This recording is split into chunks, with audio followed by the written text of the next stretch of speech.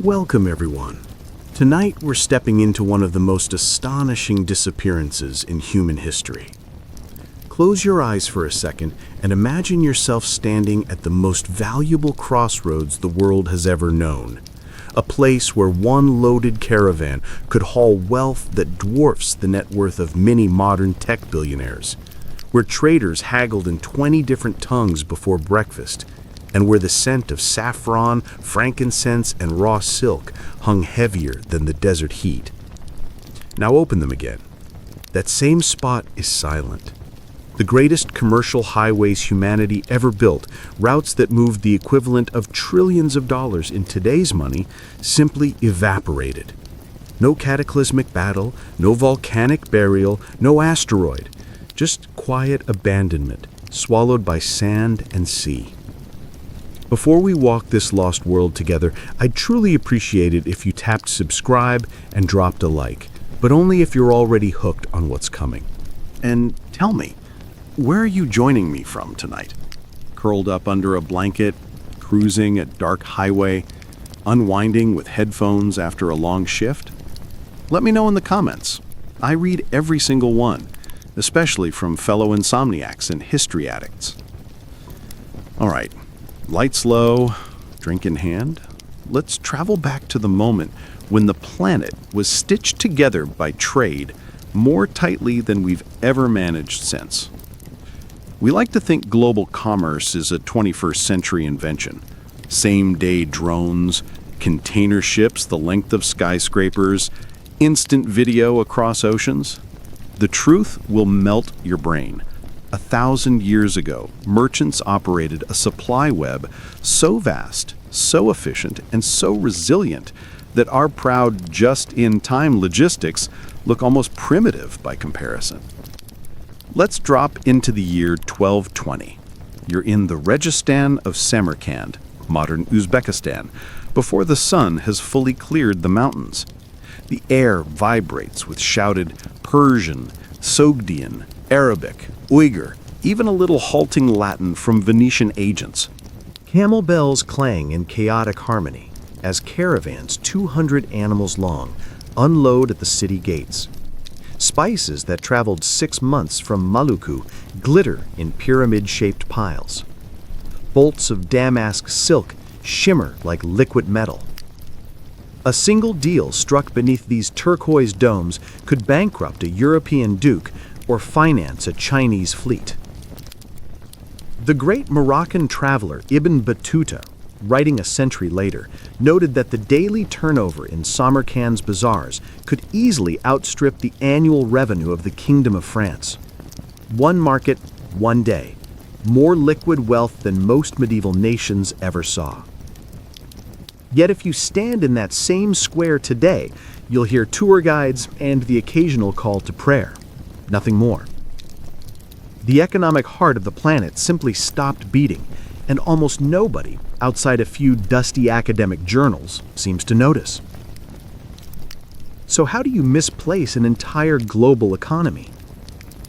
These weren't random trails. What we lazily called the Silk Road was actually a sprawling mesh of overland corridors stretching more than 7,000 kilometers from Xi'an in China to the ports of the Levant. Think of it as the medieval equivalent of fiber optic cables made of dirt and determination.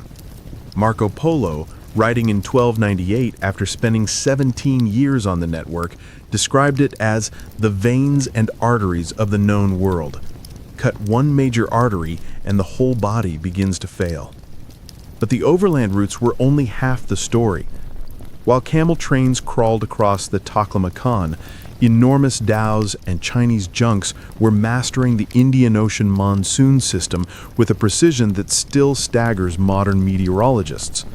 Ships left Gujarat in June, rode the southwest monsoon to the Arabian Peninsula, wintered over in Hormuz or Aden, then caught the reversed northeast monsoon back to India.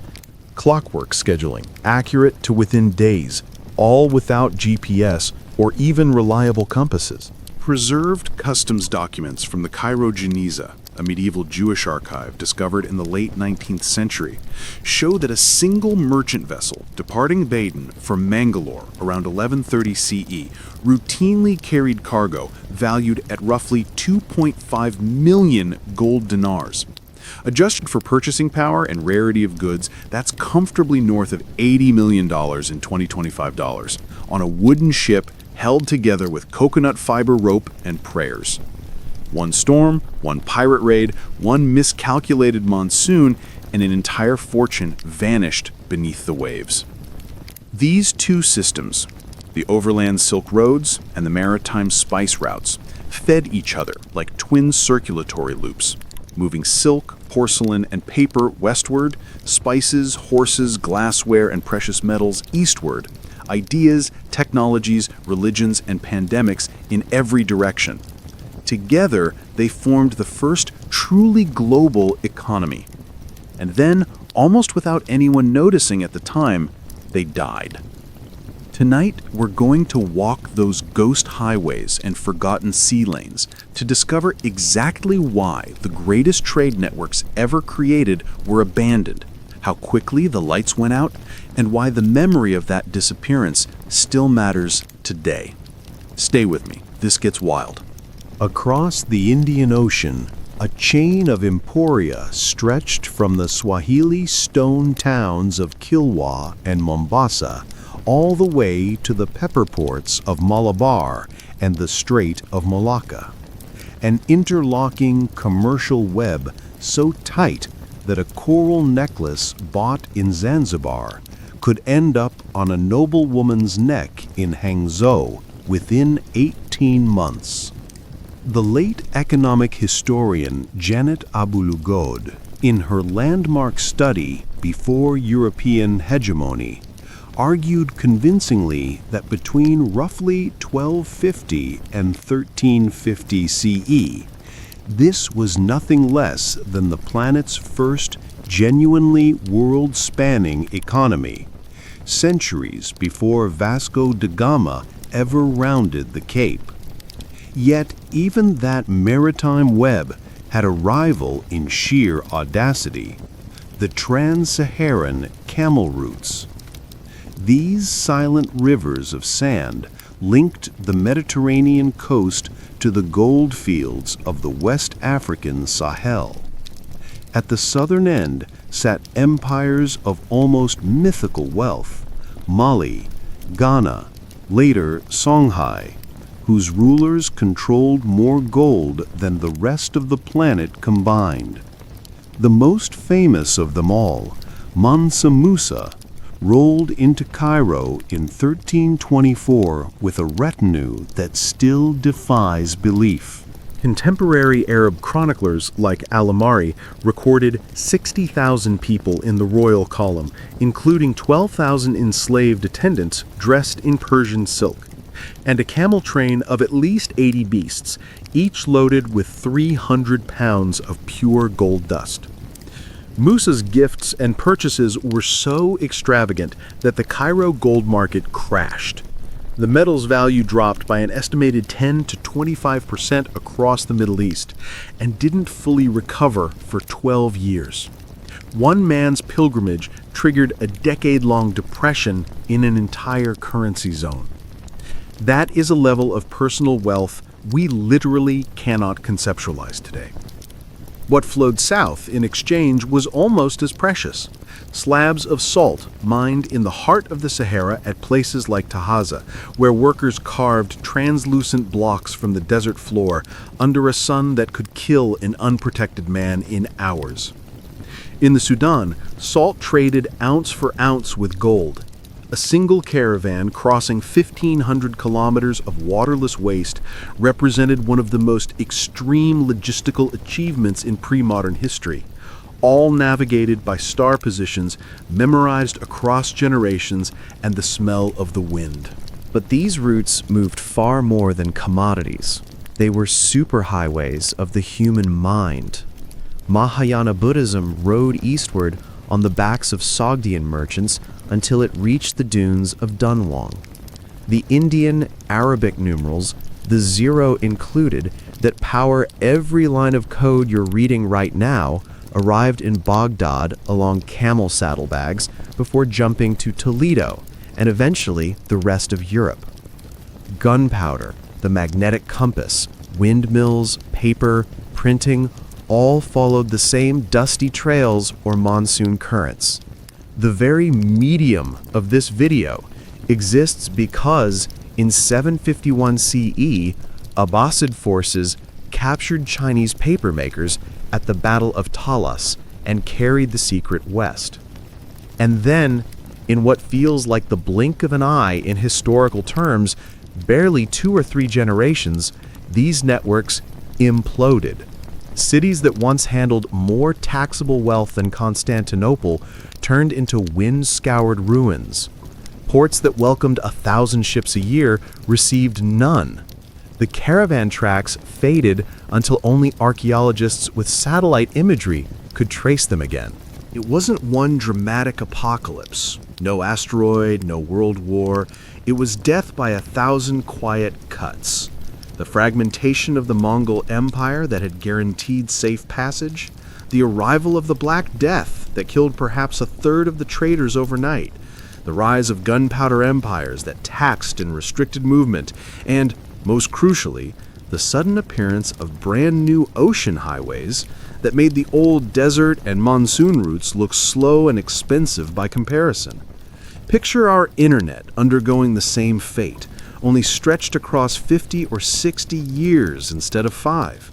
First, a few key fiber cables get cut and nobody bothers to repair them. Then entire server farms go dark because the electricity is cheaper somewhere else. Social platforms lose relevance as people migrate to closed, proprietary networks. E-commerce giants collapse under regulatory pressure or simply become unprofitable. One morning you wake up and the open web is gone. Future scholars dig through the digital silt and ask, how did they lose something that important without even noticing? That is the eerie mirror these lost trade routes hold up to our own age. Over the past year, I've been buried in Geniza fragments in Cambridge, Mongol-era customs ledgers in Tehran, and Swahili coast excavation reports in Dar es Salaam. And the parallels keep me awake. Political fragmentation that poisons trust between nations, already happening. Disruptive technology that suddenly rewrites the map of profit.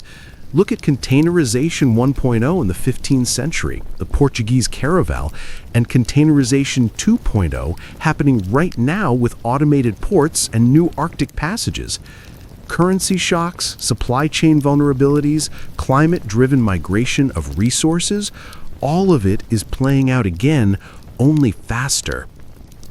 The greatest trade networks in history didn't die because people stopped wanting silk or spices or gold. They died because the world changed just enough, just quickly enough, that the old paths no longer made sense. And almost nobody saw the lights going out until the darkness was complete.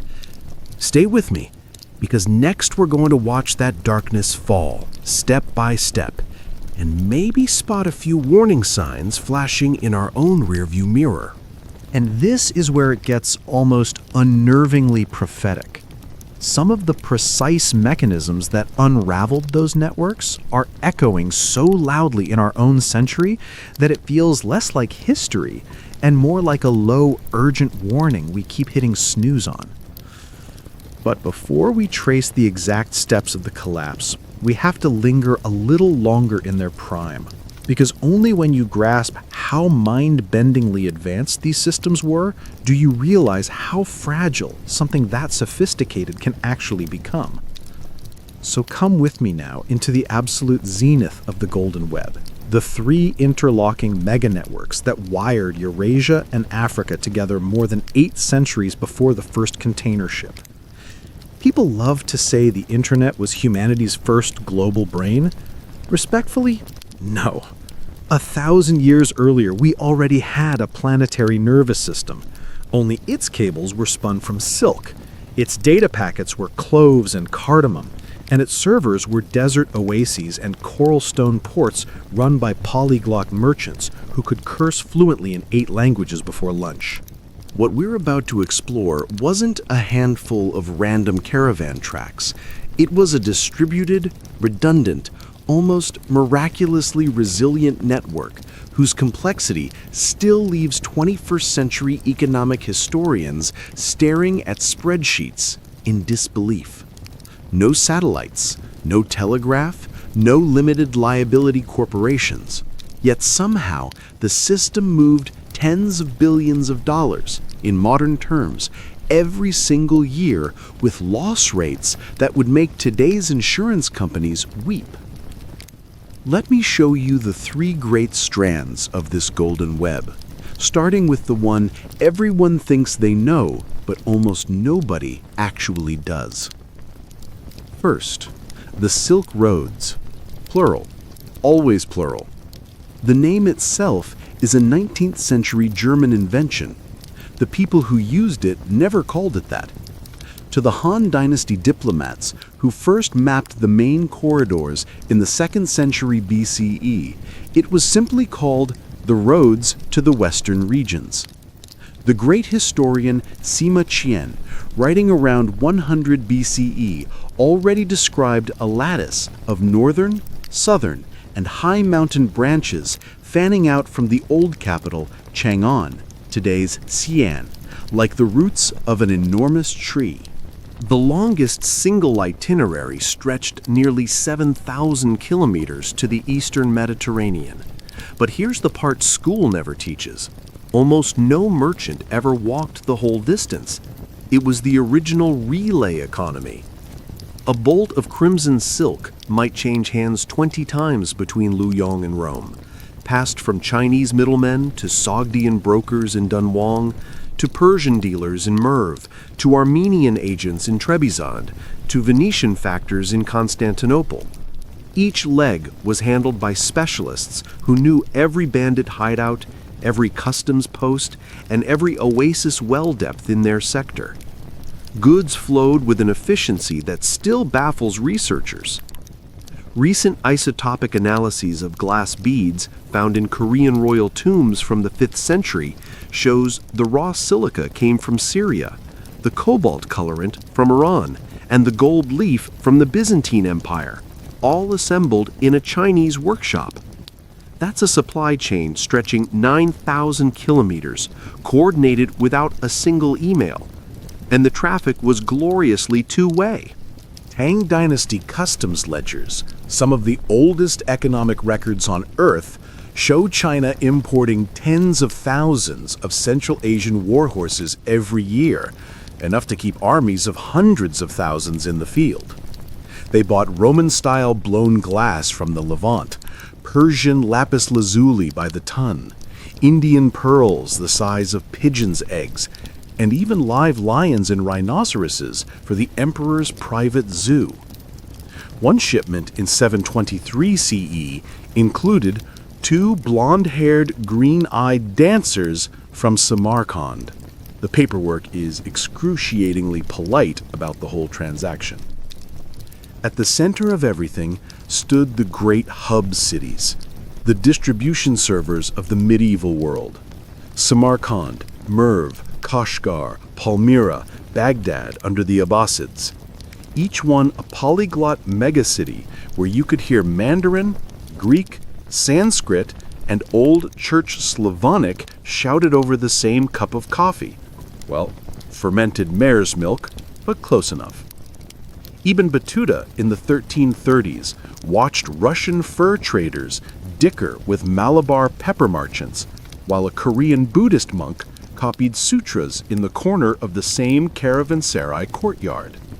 It was the medieval equivalent of walking into a server farm and hearing every language on Earth humming at once.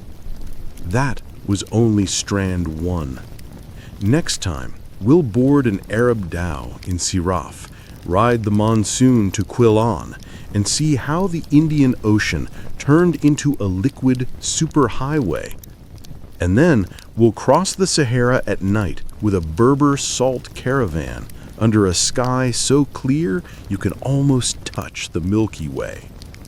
Because once you've seen this world at its absolute peak, once you understand how interconnected, how wealthy, and how fragile it really was, the way it vanished stops feeling like ancient history and starts feeling like tomorrow's headline. Stick around. Your entire view of what globalization actually means is about to flip upside down. Meanwhile, the westward current carried far more than shimmering bolts of silk. From Chinese workshops came delicate Celadon porcelain that could survive a 6-month camel journey without a single crack. Brick tea compressed so hard it doubled as currency on the Tibetan plateau. And reams of paper whose very existence would one day put entire monasteries of European scribes out of work. Then there was the quiet, unassuming powder that would later tear castle walls apart. Gunpowder. The Persian polymath Rashid al-Din, writing in the early 1300s, casually mentions Chinese dealers selling fire medicine in the bazaars of Tabriz the same way Florentine merchants moved wool. Bulk, routine, barely worth a footnote. Europe wouldn't figure out the formula for another century. But while camel bells echoed across the high passes, something even more audacious was unfolding on water. The Indian Ocean had become the pre-modern world's blue superhighway. Faster, cheaper per ton, and dizzyingly profitable. The entire system danced to the rhythm of the monsoons, nature's own scheduled freight service. From May to September, the southwest winds pushed dhows from Oman and Somalia straight to the Malabar coast like Clockwork Express. From November, the winds flipped, delivering everyone home laden with profit. Miss your window, and you sat in port eating your capital for 6 months while your rivals counted money. 15th century Yemeni navigator Ahmed ibn Majid, the man later nicknamed the Lion of the Sea, wrote pilot books so precise that modern sailors still use his rum lines. These weren't lucky guesses. They were centuries of crowdsourced data passed orally from captain to captain, refined into what amounted to an open-source navigation algorithm. The numbers are obscene. Cairo Geniza papers, that astonishing trove of everyday medieval documents rescued from a synagogue attic, record single ships in the 1130s and 1140s sailing from Aden to Mangalore with cargoes worth upwards of 2 million silver dirhams, roughly $90 to $120 million in 2025 purchasing power.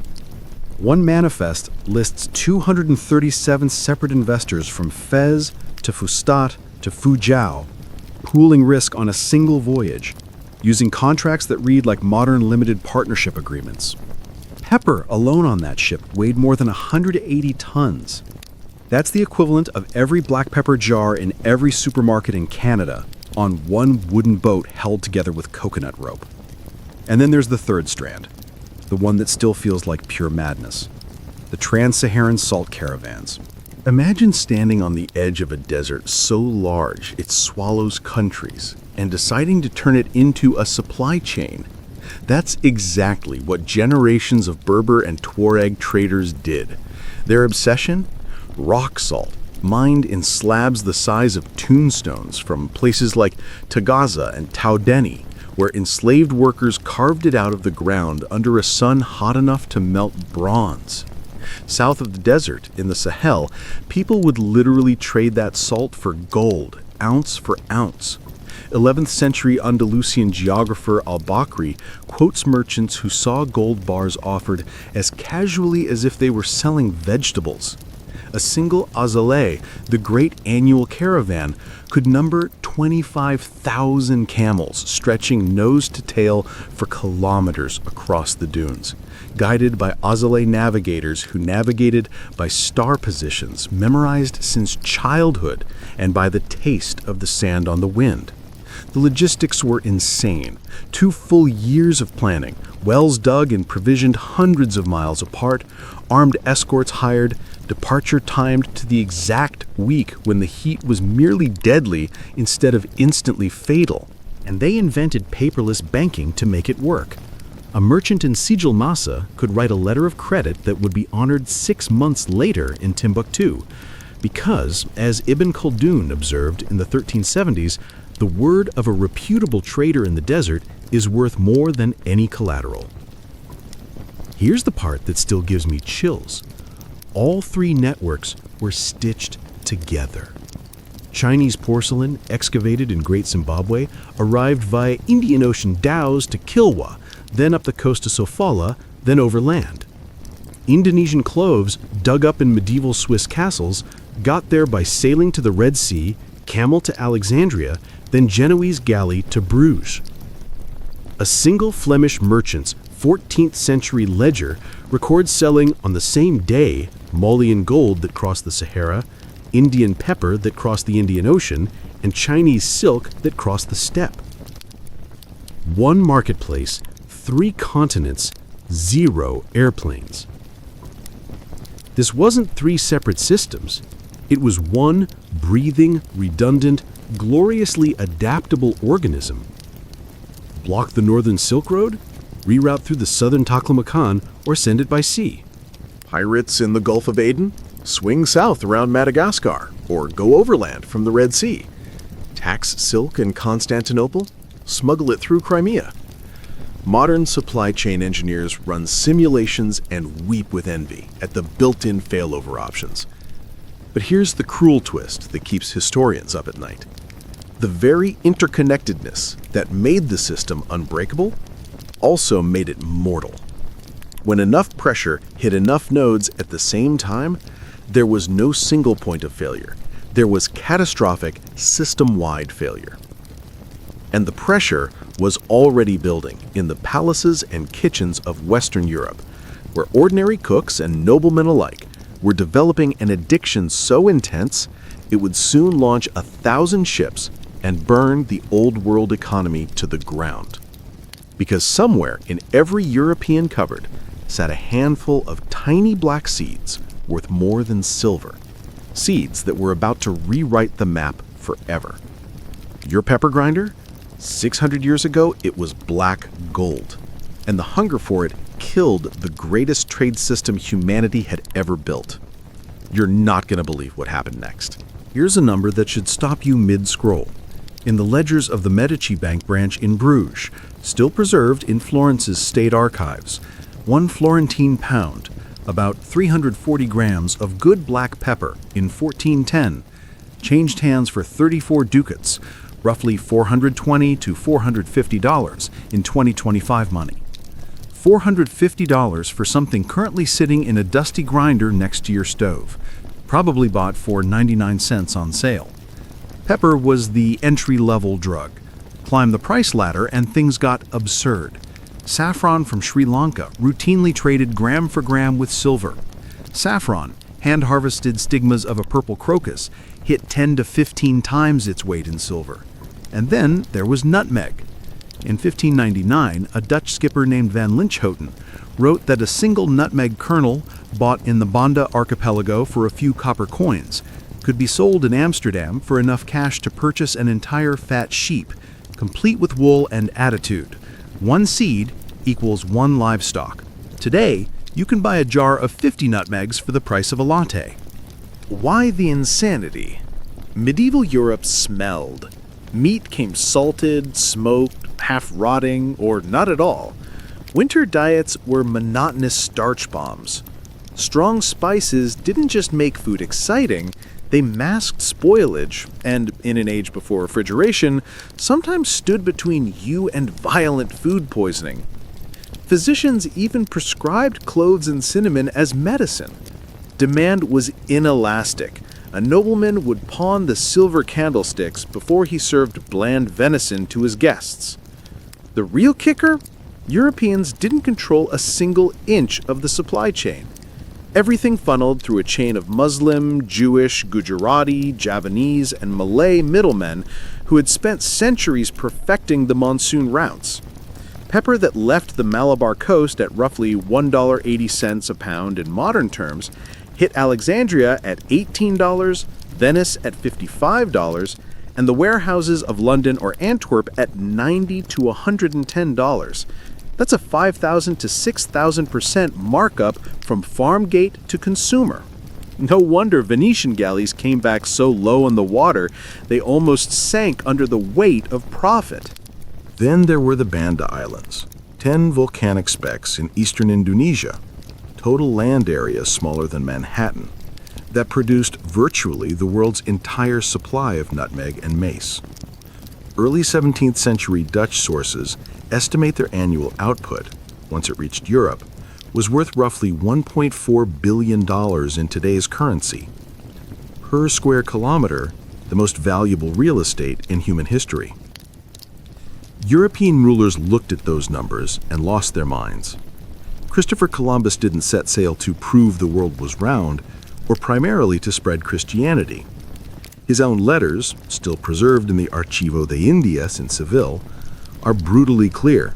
Quote, "Gold is most excellent, and with it one can do whatever one wishes in this world, even send souls to paradise." End quote. Second on the shopping list? Spices. He promised Ferdinand and Isabella as much pepper, cinnamon, cloves, and nutmeg as their highnesses shall command. Until literally his dying day, he insisted the mosquito-infested coasts he kept bumping into were the outer suburbs of the Spice Islands. The cinnamon he triumphantly brought home was worthless cassia bark, and the pepper turned out to be allspice. Oops. Meanwhile, the Portuguese went the other way. When Vasco da Gama's 4 battered ships limped into Calicut in 1498, his very first question to the stunned locals was, "Where can we load pepper?" The cargo he eventually took home sold for 60 times the entire cost of the expedition. One voyage paid for a national navy. What followed wasn't trade, it was piracy with royal charters. The Portuguese seized Malacca, Hormuz, and Goa by cannon fire. The Dutch East India Company, VOC, showed up in the Banda Islands in 1621, massacred or enslaved almost the entire population, chopped down nutmeg trees on every island they didn't control, and turned the archipelago into the world's first agro-industrial monopoly. The English East India Company's private correspondence is full of admirals openly discussing which Portuguese forts to burn next for market share. All of this violence and exploration detonated a knowledge explosion. Between 1480 and 1600, European cartography went from blurry TO maps to portolan shots, accurate enough for transoceanic navigation. Ship designs leapt forward. Celestial navigation tables were printed by the thousands. The hunger for pepper and nutmeg literally dragged Europe out of the Middle Ages. And the money? The river of silver that started flowing back from Asia paid for Michelangelo's paint, Shakespeare's theater, and the marble facades of Florence.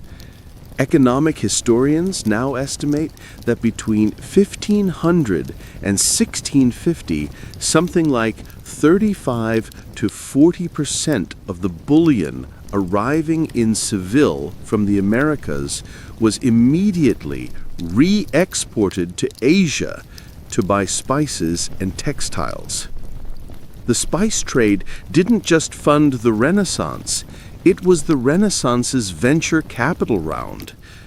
But every fortune has a body count, and the old trade networks, the ones we spent the last hour falling in love with, were about to become the first and biggest casualties of Europe's new addiction. Because once Europeans could sail straight to the source, who still needed the Silk Road, the monsoon dhows, or the endless camel trains across the Sahara? The greatest highways in history didn't die of old age. They were murdered by profit.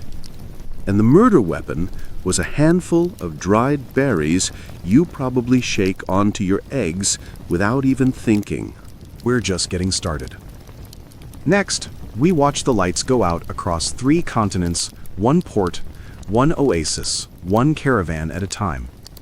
You're not ready for how fast it happened. The marble David was sculpted with pepper money. The paint on the Sistine Chapel ceiling was bought with cinnamon profits. The Globe Theatre, where Shakespeare premiered Hamlet, built by investors who got rich shipping cloves.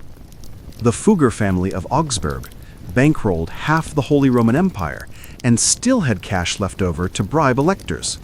Their original seed capital came from guaranteeing spice letters of credit.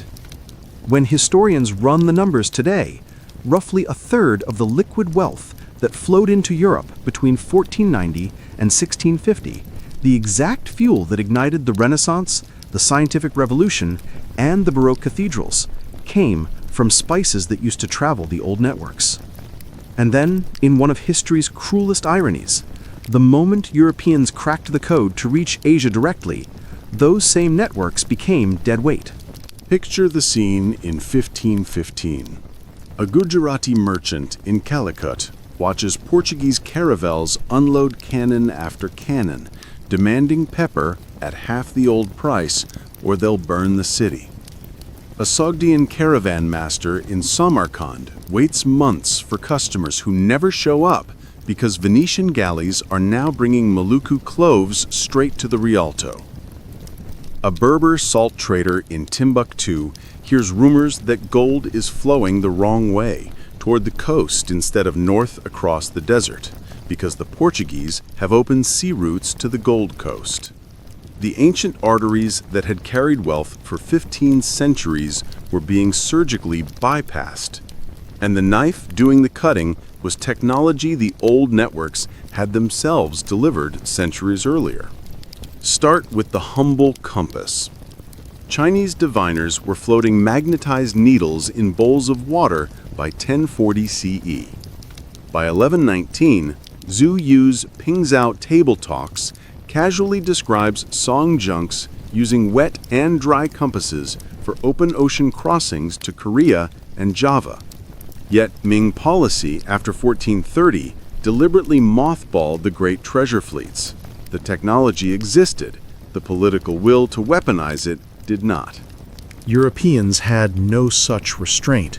By the 1380s, Venetian and Genoese galleys were mounting compasses in binnacle boxes.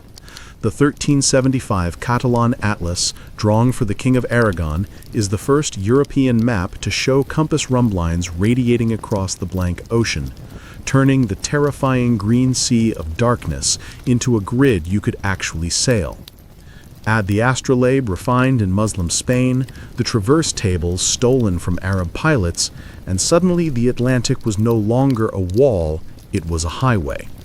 Then came the real apocalypse, gunpowder on water. The Chinese had bombs, rockets, and fire lances by 1240. They never built broadside warships because their enemies were land-based nomads, not sea rivals. When the knowledge finally trickled west via the Silk Road and the Mongols, Europe did what Europe does best. It specialized in killing at industrial scale. The first clumsy shipboard bombards appear in the 1330s. By the 1480s, Portuguese shipwrights were designing the caravel and later the galleon, hulls literally built around the recoil of heavy cannon. When Vasco da Gama reached Calicut in 1498, his 4 little ships mounted something Arab and Indian dhows had never contemplated: enough firepower to sink any fleet in the harbor without even being touched in return. One broadside and centuries of negotiated safe passage treaties became meaningless. Pay the Portuguese price or watch your city burn from 2 kilometers offshore. The old merchants never stood a chance. Their dhows were optimized for cargo, not armor. Their caravans couldn't outrun a galleon that didn't need to stop at oases. Their entire business model was built on relationships, tribute, and shared risk across dozens of kingdoms. Europe's new model was simpler. Arrive with cannons, dictate terms, load spices, sail home, repeat. Within 50 years, the flow reversed. Instead of silk and pepper moving west overland and paying taxes to 100 princes, European hulls were moving east, loaded with American silver, buying everything at the source and shipping it straight to Lisbon, Seville, then Antwerp and Amsterdam. Samarkand's bazaars emptied. The great caravanserais of Palmyra and Petra turned to ruins. Tagaz's salt mines fell silent. The Indian Ocean dhow captains who once dictated prices in Malacca were reduced to smuggling or working for European companies at wages. The networks that had taken 15 centuries to perfect were made irrelevant in less than 2 generations. And the wildest part? The same pattern, the same blindsiding speed, the same polite, creative destruction we celebrate today when an app kills an industry overnight is playing out again right now in front of us. Only this time, the stakes aren't pepper and silk. Next, we're going to watch the final dominoes fall, city by city, route by route, until the greatest highways in history became the ghost roads you've never heard of. And then we're going to ask the question nobody wants to answer. Which of our highways are next? For 1,000 years, the Indian Ocean had operated on a kind of gentleman's agreement, written in no treaty, but enforced by everyone's self-interest. No navy was strong enough to dominate the entire sea. So Arabs, Persians, Gujaratis, Javanese, Tamils, Swahili, and Chinese all played nicely. Share the monsoon timetable, respect each other's warehouses, split the profits, keep the peace. Then the Portuguese showed up with ships that could sink any local fleet from beyond arrow range and announced the new rule: pay us, trade with us, or burn. A Venetian trader named Ludovico di Varthema watched it happen firsthand in 1505. He wrote that when a Portuguese carrack dropped anchor off Cananore, the captain didn't send gifts or ask for an audience.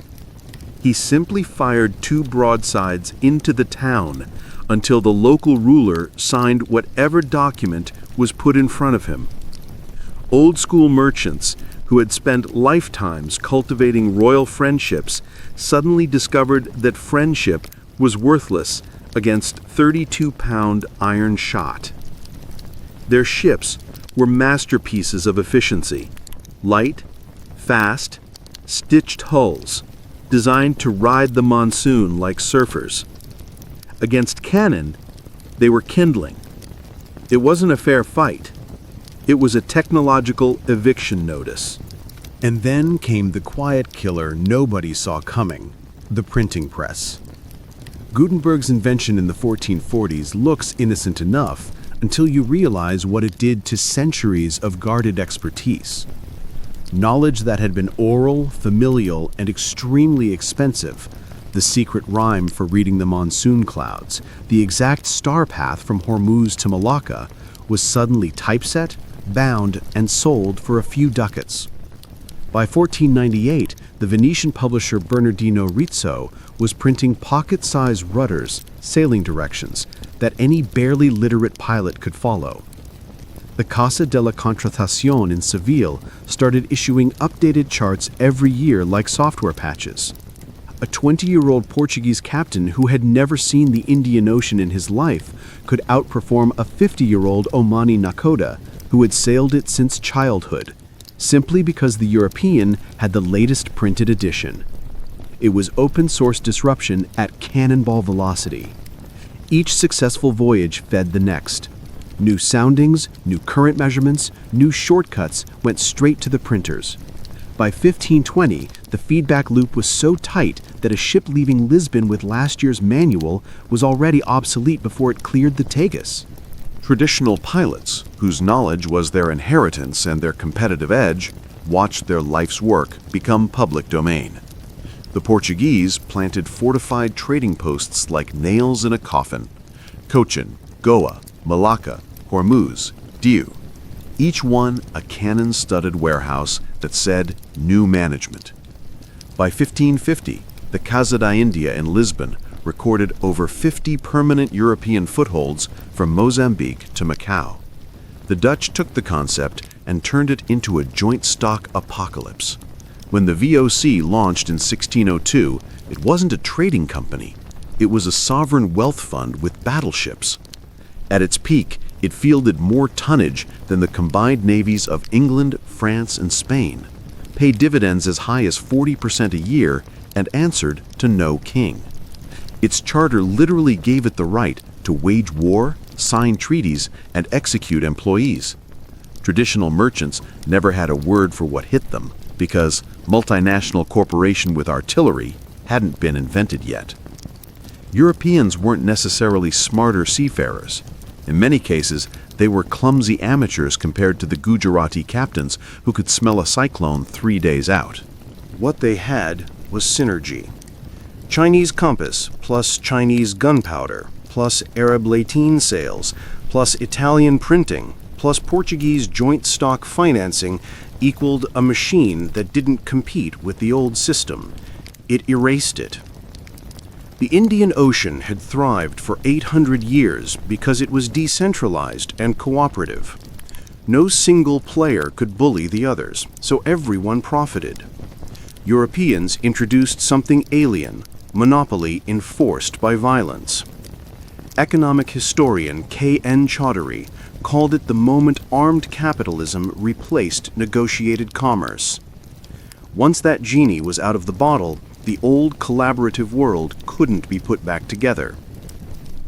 Traditional merchants who tried to adapt found themselves in a trap. Buy cannons? You needed European shipyards and European iron. Adopt European contracts? You alienated the local rulers who used to protect you. By the 1580s, the great Arab trading families of Calicut were reduced to smuggling pepper in fishing boats, while Dutch and English factors drank wine in fortified mansions built on the ruins of their warehouses.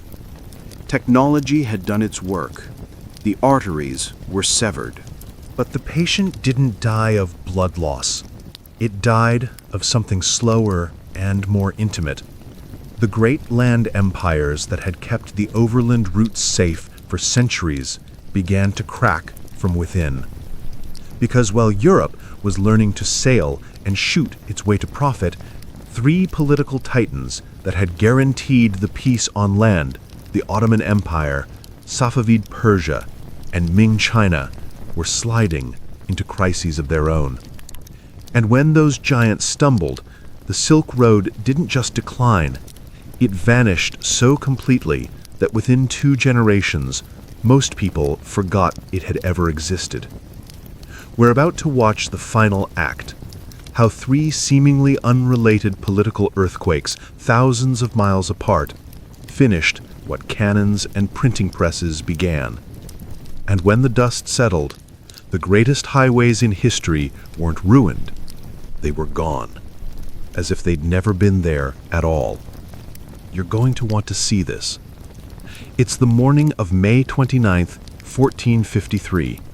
You're a Genoese silk broker who went to bed in the richest, most dazzling city on earth, Constantinople, the place where the planet's commerce had funneled for 11 centuries.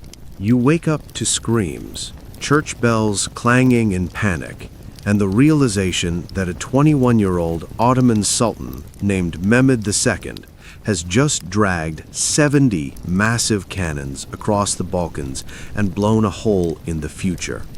That single dawn didn't just end the Byzantine Empire, it snapped the spine of the medieval world economy. For 1,000 years, Constantinople had been the ultimate choke point and cash register. Customs records that survived the sack show the city clearing something like $850 million a year in modern money, just by sitting there, taking a modest 2 to 4% skim on everything from Russian furs to Malabar pepper. It was the original toll booth on the highway between continents. By 1453, the empire was a corpse wearing imperial purple. The walls still stood, but the territory behind them had shrunk to the city limits and a few vineyards. Think Manhattan declaring independence while the rest of America circles hungrily. Everyone knew it was living on borrowed time, but merchants kept betting the system was too big to fail. Mehmed understood economics better than any conqueror before him. He didn't want to destroy the city. He wanted to own the faucet. After the breach, the Ottomans didn't just raise taxes, they rewrote the entire tariff schedule. Venetian ledgers from the 1460s show the duty on a typical cargo of cloves jumping from 60 ducats to over 400. Pepper that used to pay 3% now paid 25%. Luxury silk sometimes hit 30%. Suddenly, the old Levantine route wasn't a trade artery. It was a slot machine rigged for the house. European buyers did the math and blanched.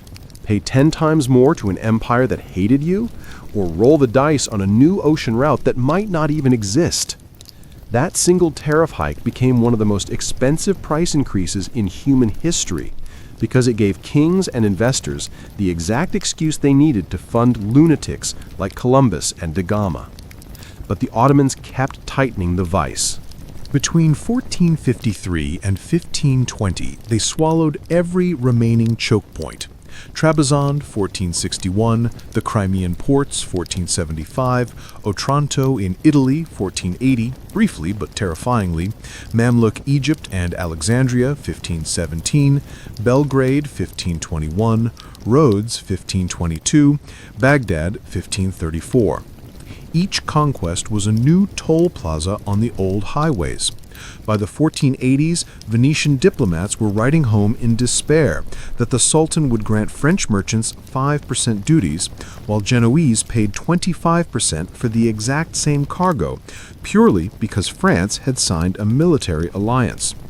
Trade, which had been remarkably nationality blind for centuries, pay the fee, move the goods, became a geopolitical weapon. Sound familiar? Meanwhile, farther east, the other great stabilizers of the overland networks were cracking at the exact same moment. The Ming Dynasty slammed its doors shut after 1433, banning private maritime trade and burning the treasure fleets that could have kept China plugged into the Indian Ocean system. Safavid Persia and Ottoman Turkey spent the 16th century fighting endless wars over Iraq, turning the old Silk Road corridor into a demilitarized no-man's land where caravans were robbed by both sides. The Uzbek Khanates north of the Oxus fragmented into squabbling statelets that preyed on any caravan foolish enough to cross their territory. And then the final, cruel coincidence. Just as the land routes were becoming impossible, the sea routes the Europeans pioneered were becoming cheaper and safer every decade. A ship leaving Lisbon in 1550 paid 0 Ottoman tariffs, 0 Uzbek bandits, 0 Persian customs officials. It only had to survive the Atlantic and the Cape. Terrifying, yes, but the insurance tables were improving every voyage. The dominoes fell faster than anyone imagined. 1480s, Venetian spice imports via the Levant dropped 40% in a single decade. 1510s, the great fondacos of Damascus and Beirut stand half empty. 1540s, Samarkand's Registan Square, once louder than Times Square, is described by a Spanish envoy as a village of ghosts.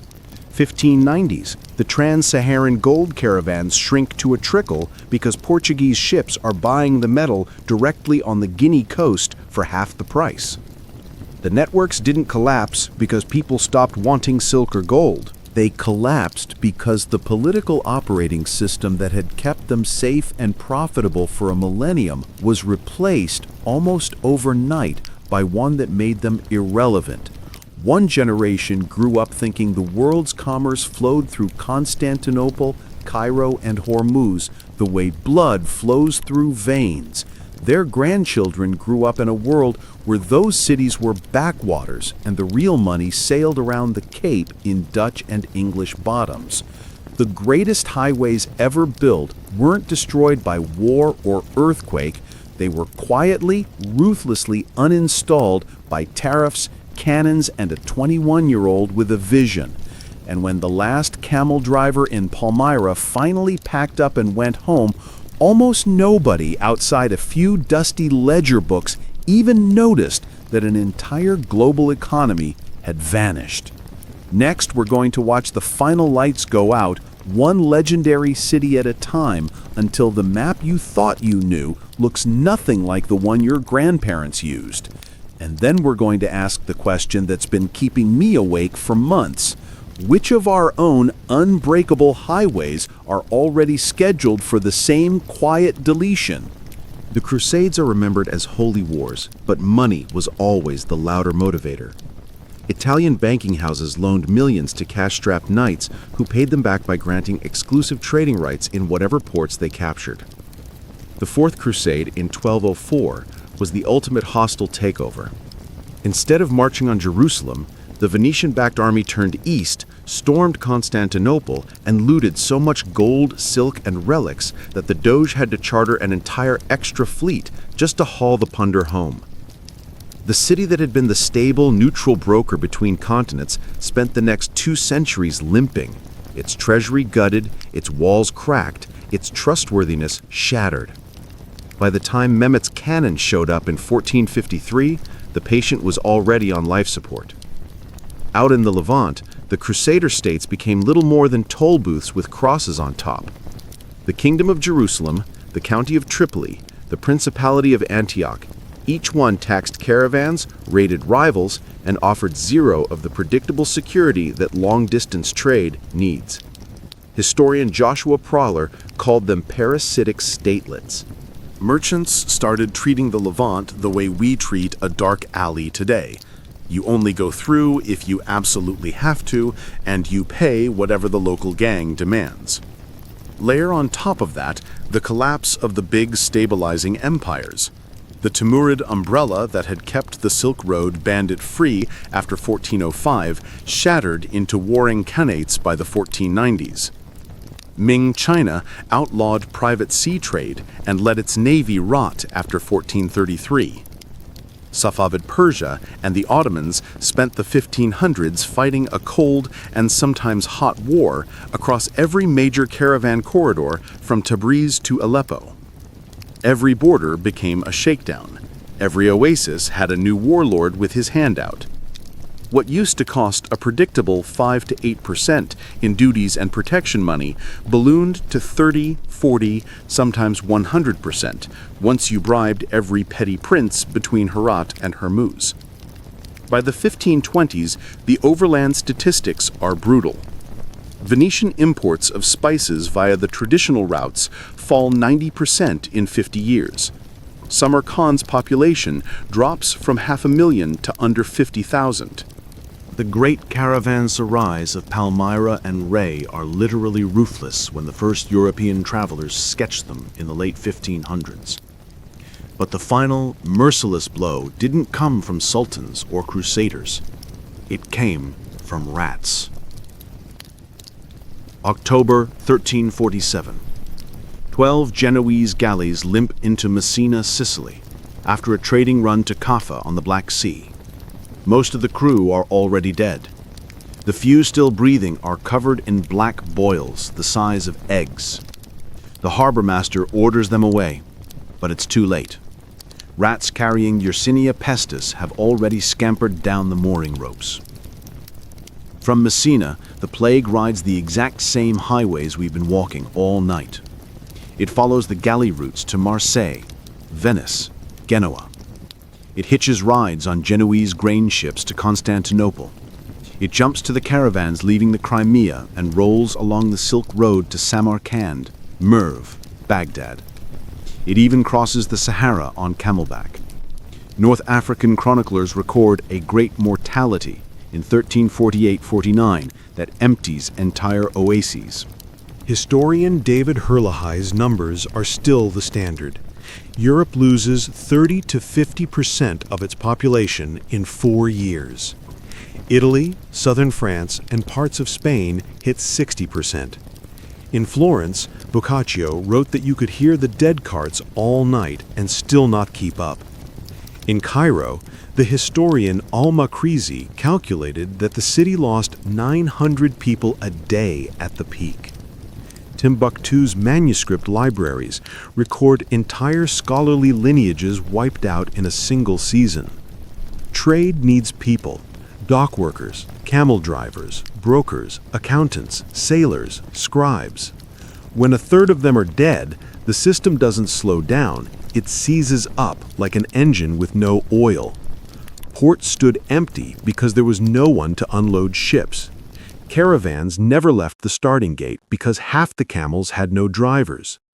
Markets closed because buyers and sellers were either dead or hiding. Credit networks collapsed when debtors and creditors both disappeared. Prices first skyrocketed, too few goods, then crashed, too few customers. The Black Death didn't just kill individuals, it murdered the human operating system that kept the old networks alive. And here's the cruelest twist. The plague hit hardest along the most connected nodes. The more cosmopolitan and wealthy the city, the faster the death rate.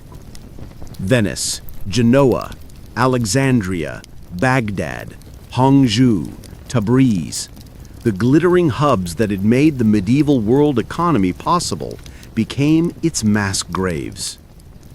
When the survivors finally crawled out in 1352, the world they returned to had empty warehouses, untended fields, and trade routes guarded by ghosts. The old highways were still there on the map, but the people who knew how to use them, who trusted them, who made them profitable, a generation of them were simply gone. And into that vacuum sailed the Portuguese, the Dutch, and the English. Fresh populations, new ships, printed manuals, and no sentimental attachment to a world that had just died screaming. The greatest trade networks in history weren't conquered. They weren't taxed to death. They weren't even made obsolete by better technology alone. They were killed by a bacterium that hitched a ride on the very connections that had made them great. And when the dying finally stopped, the survivors looked around and realized the old world wasn't wounded, it was extinct.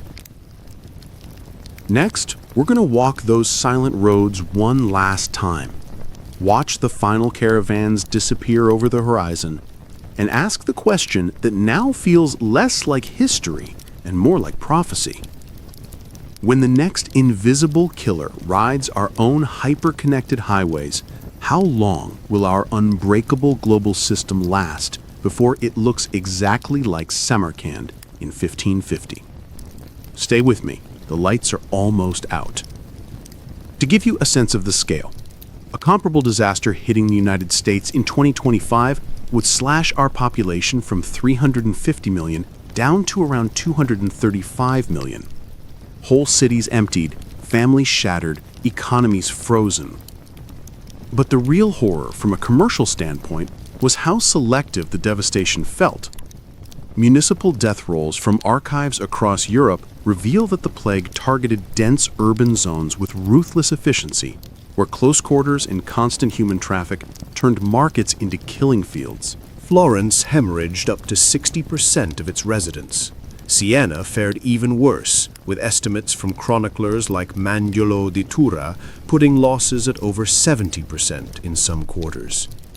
These weren't sleepy hamlets, they were the throbbing engines of medieval finance and exchange. Florence ruled the banking world like a Renaissance Wall Street. Venice orchestrated the Mediterranean's cargo flows. Paris anchored northern commerce like a pre-modern Chicago. The Florentine scribe Giovanni Villani cut down mid-sentence by the disease while documenting it, recorded the city's head count plummeting from roughly 110,000 souls to under 50,000 in 18 brutal months. Now picture the ripple for the grand trade webs we've been tracing.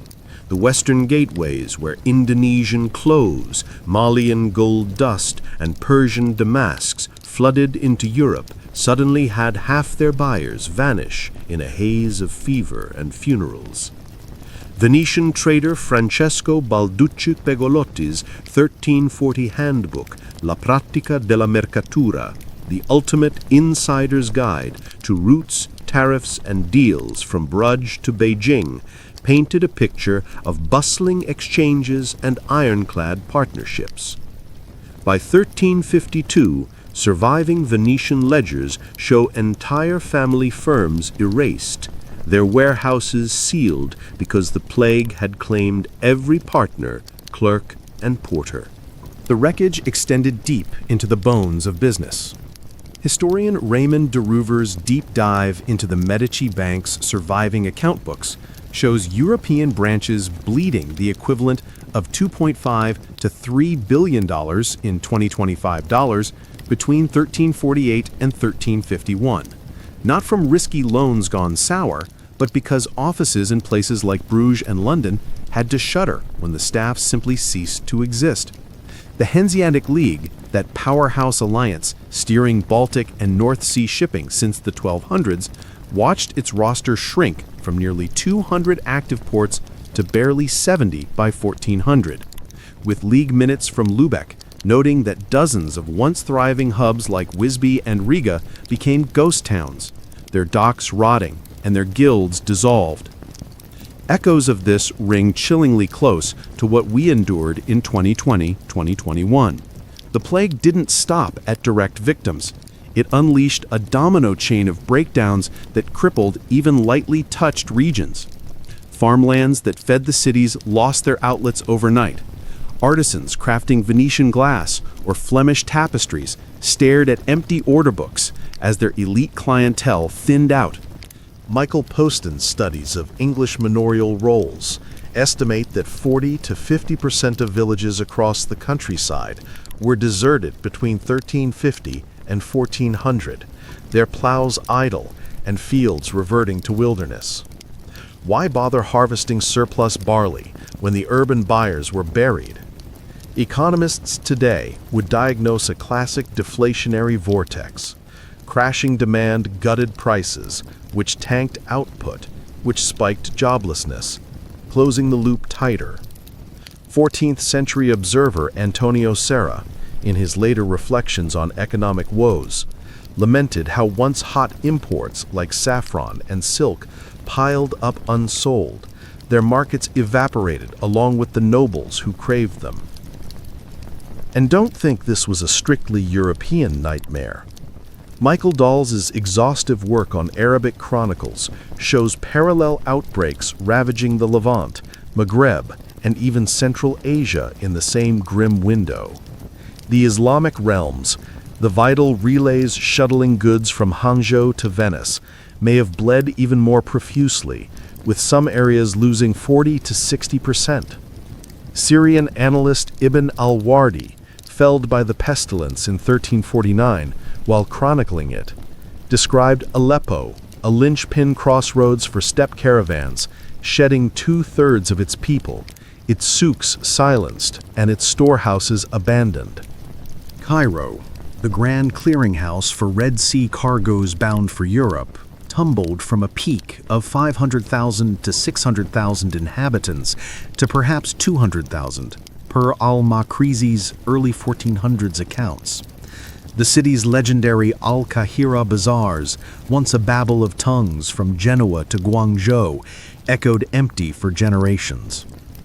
The net result was a synchronized implosion of supply chains and buyer pools.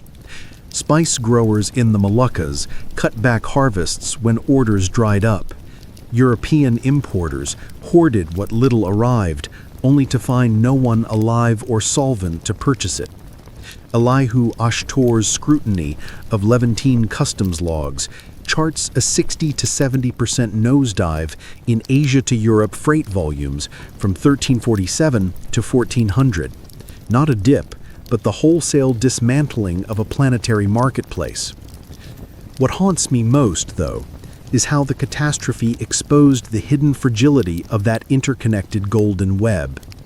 When Europe's demand terminals flatlined, the backlash surged eastward. The Karimi spice syndicates in Alexandria sat on mountains of unsold pepper, per Geniza fragments. Kiln sites in Jingdezhen show porcelain output halving in the late 1300s as foreign orders vanished, per Robert Finlay's archaeological surveys. The same roots that had pumped prosperity now funneled failure in reverse like a poisoned bloodstream. Ring any bells? If you weathered COVID-19, you saw a gentler rerun. Factories idled, ports clogged, shelves bare.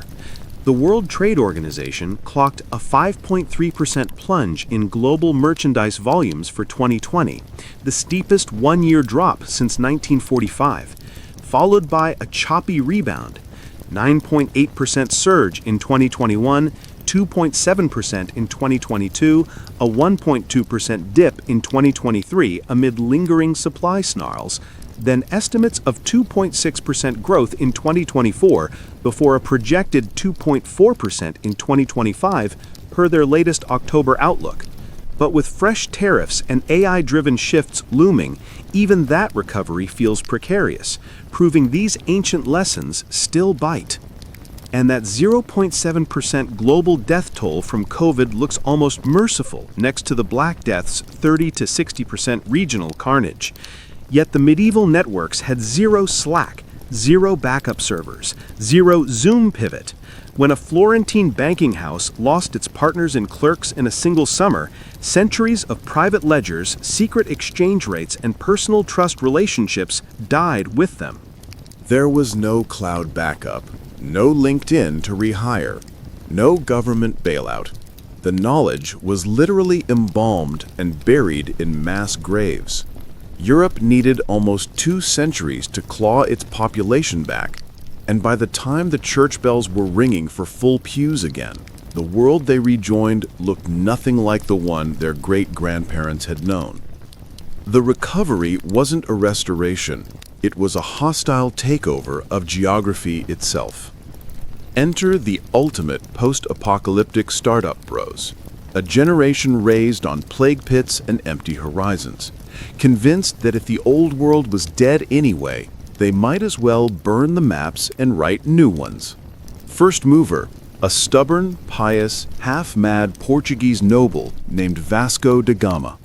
Think of him as the Elon Musk of 1497, except his rocket was made of pine planks and his launch window was dictated by the trade winds. The Portuguese crown sank the equivalent of roughly $3 million, 2025 dollars, into 4 tiny ships and 170 men, an insane bet for a kingdom still limping out of the 1300s demographic crater. The 1459 Frau Mauro world map, the gold standard of European cartography, showed Africa tapering off into dragons and the Indian Ocean as a gigantic landlocked pond. Half the court thought da Gama was sailing to his death. The other half figured the investment was cheap compared to another century of Ottoman tariffs. They left Lisbon on July 8, 1497. For the next 319 days, they were the definition of offline. No satellites, no radio, no resupply, no search and rescue. When scurvy got bad, they ate the ship's rats. When the water ran low, they drank their own urine. Alvaro Vello's onboard journal reads like a mix between The Martian and a horror movie. Then, on May 20th, 1498, 4 battered hulls dropped anchor off Calicut. The local Gujarati pilots thought it was a joke until da Gama started unloading trade samples, striped cloth, coral beads, and a desperate willingness to pay cash. Within weeks, the price discovery was complete. Pepper that cost 3 to 4 ducats per hundredweight in Kerala sold for 120 to 150 ducats in Venice. One successful round trip erased every middleman from Malacca to Alexandria. The return cargo manifests still survive in the Torre do Tombo archives in Lisbon. Da Gama limped home with 1,700 tons of pepper, cloves, cinnamon, and ginger. Gross revenue, roughly 6,000% ROI. The entire expedition paid for itself 60 times over in a single run. The Portuguese royal treasury recorded a profit equivalent to about $90 to $100 million in modern purchasing power from one voyage. Suddenly, every monarch in Europe was taking meetings from wild-eyed sea captains with PowerPoint-level parchment slides that all said the same thing. We can own the source. What da Gama proved wasn't just that you could sail around Africa. It was that the old relay race model, Chinese to Malay to Indian to Arab to Egyptian to Venetian to everyone else, was now the dumbest possible way to move anything. Direct shipping collapsed the margin stack like a house of cards. Within 20 years, the Portuguese had planted cannon-studded fortresses at Sofala, Kilwa, Hormuz, Goa, Malacca, and Ternate. They didn't ask permission. They read out a document called the Padroado, claiming the entire Indian Ocean belonged to the King of Portugal by papal decree, then opened fire on anyone who laughed. The message to the old networks was blunt: upgrade or die. Most chose the second option without even realizing they'd been given a choice. By 1520, the tonnage of spices reaching Europe via the Cape route had already overtaken the ancient Levantine caravan flow. By 1550, it was 10 to 1 in favor of the sea. By 1600, the overland routes carried less luxury cargo in a year than a single Dutch East Indiaman could haul in a single hold. The greatest highways in history didn't fade away. They were canceled like an obsolete software subscription the moment a faster, cheaper, deadlier version launched. And we're about to watch the cancellation in real time, city by city, port by port, until even the people who once lived there forgot the roads had ever existed. Stay close. The final scene is the quietest and the most terrifying. It was the ultimate drop-shipping hack. Cut out every middleman from Malacca to Venice, buy pepper at source for pennies, sell it in Lisbon for dollars, and pocket the difference. The Portuguese crown went from near bankrupt to swimming in cash so fast that the royal accountants literally ran out of ledger pages. Meanwhile, across the Iberian Peninsula, the greatest accidental pivot in business history was already underway. Christopher Columbus, the 1492 version of a founder who raises millions on a deck full of wrong assumptions, misses every KPI, yet somehow stumbles into a trillion-dollar market no one knew existed. His pitch to Ferdinand and Isabella was gloriously, catastrophically mistaken. Using a mashup of Ptolemy, Marco Polo, and some creative accounting, he calculated the Japan lay a relaxing 2,400 nautical miles west of the Canaries, about 5 weeks sailing. Actual distance to Asia, the way he was going, closer to 12,000 miles of open water. If the Americas hadn't been sitting there like the world's largest safety net, the three little ships would have vanished into the Pacific, and no one would ever have heard from him again. Instead, on October 12, 1492, a lookout shouted, "Tierra!" and Columbus spent the rest of his life insisting the naked Taino people offering him parrots were suburban Chinese merchants who just had a bad harvest. He died still believing Cuba was mainland Asia and that the mouth of the Orinoco River was one of the 4 rivers of paradise flowing out of Eden straight into the spice markets of Cathay. He was wrong about every single fact, except the one that mattered. There had to be a cheaper, faster way to get rich than paying Ottoman taxes. And in the ultimate cosmic joke, his gigantic miscalculation handed Europe something infinitely more explosive than a Western shortcut to cloves: silver. Mountains of it.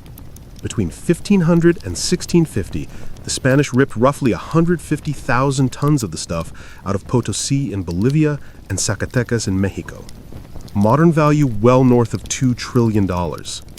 That flood of bullion became the rocket fuel of the first truly global economy. Chinese merchants wanted silver so badly, they'd trade silk, porcelain, and tea for it at ratios that made pepper look like pocket change. Seville became the funnel through which American treasure poured into Asia, turning the Pacific into a Spanish lake and making the old Indian Ocean networks look like quaint regional distribution. Then came the third lunatic with a PowerPoint, Ferdinand Magellan. His pitch in 1519 was simple and insane.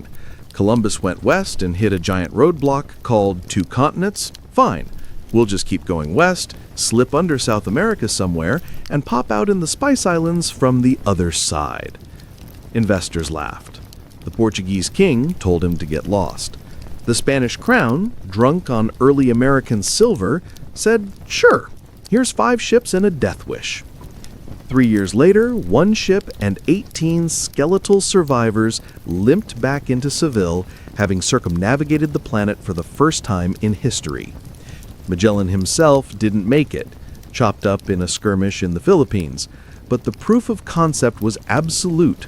The world was round, the oceans were connected, and every port on Earth was now potentially one voyage away from Europe. The psychological impact was devastating to the old system. Once a teenage Dutch gunner could sail from Amsterdam to Jakarta in 8 months, who in their right mind was going to spend 2 years dragging nutmeg over Himalayan passes while dodging Timurid tax collectors?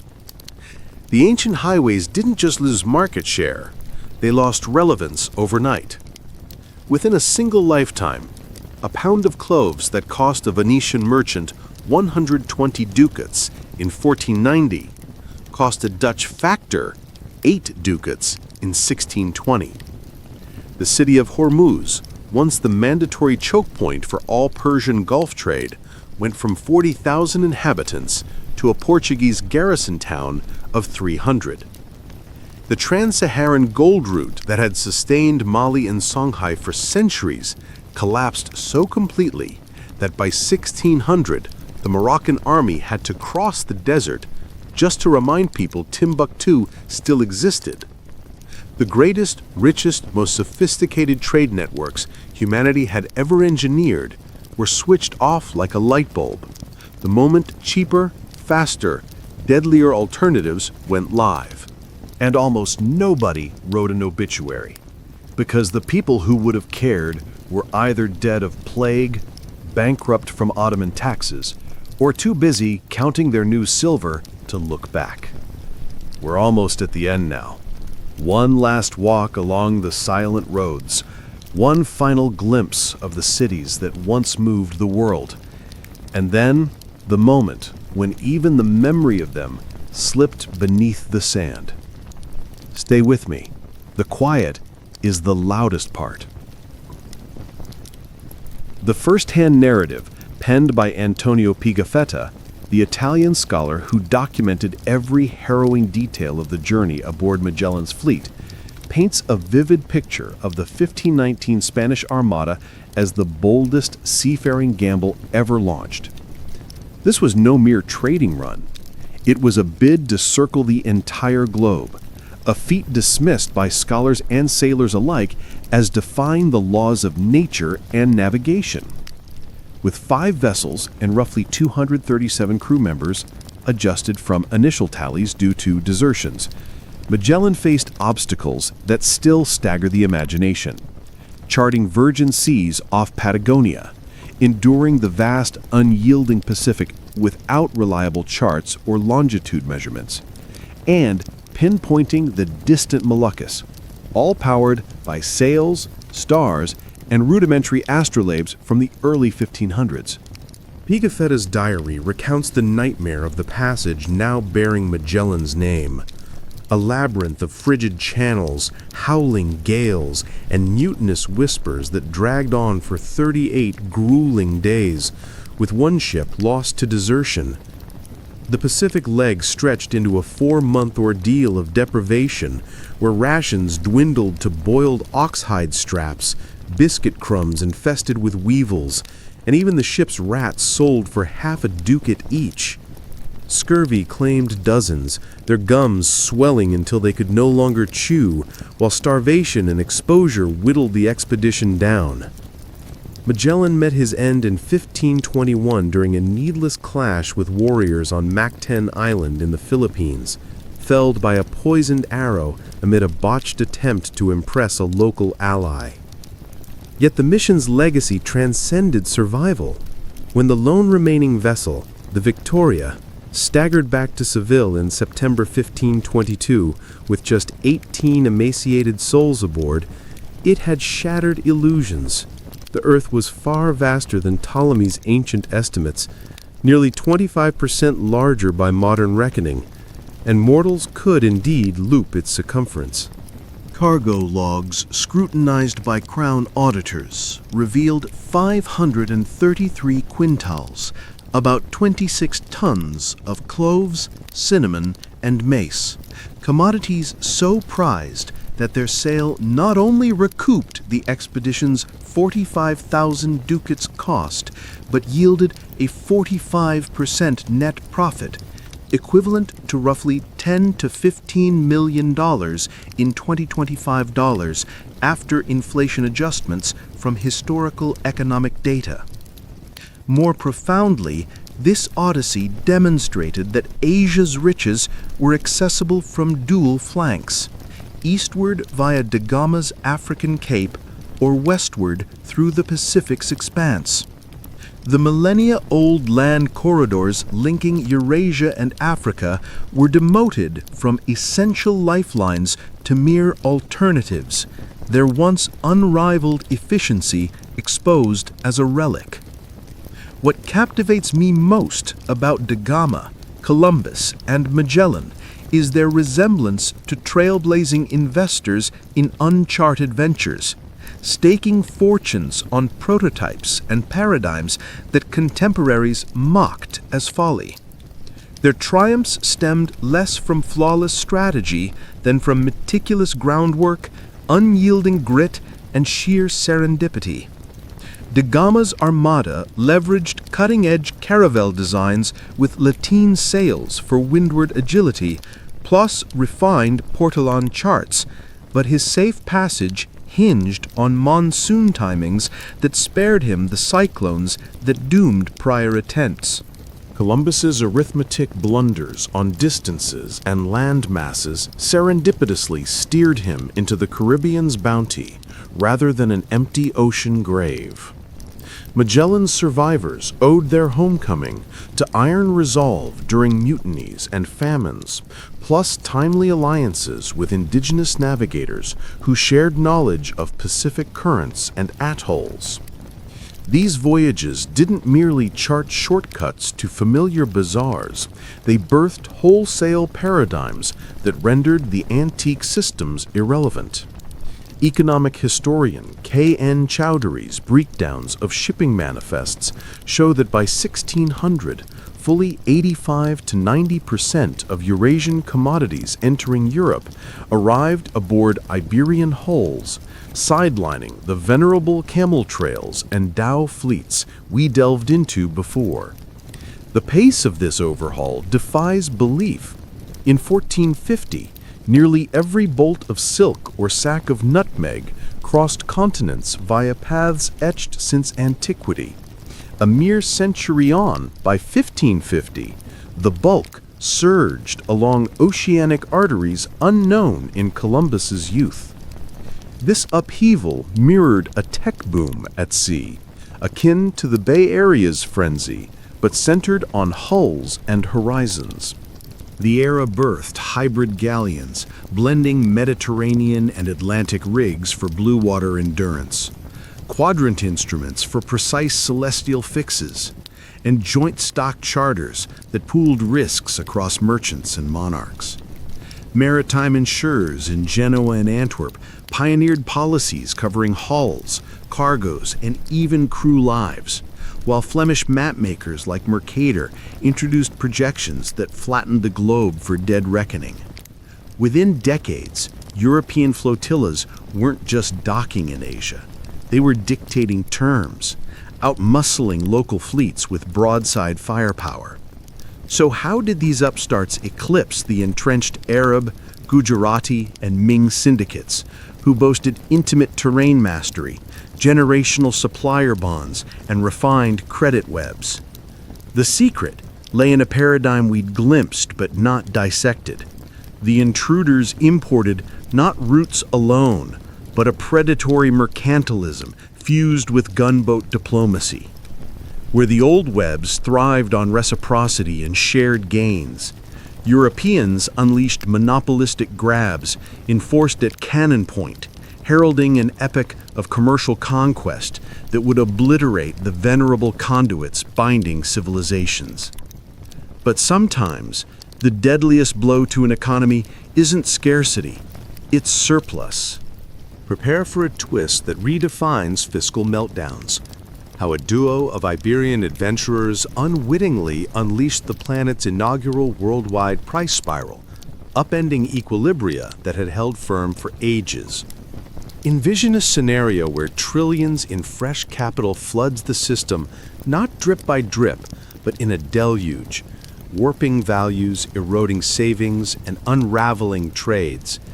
That's the 16th century saga, ignited by Francisco Pizarro and Hernán Cortés, whose conquests unearthed silver lodes so vast they quintupled global liquidity from 1500 to 1650, with ripple effects that hammered the final nails into the coffins of those timeless trade paths.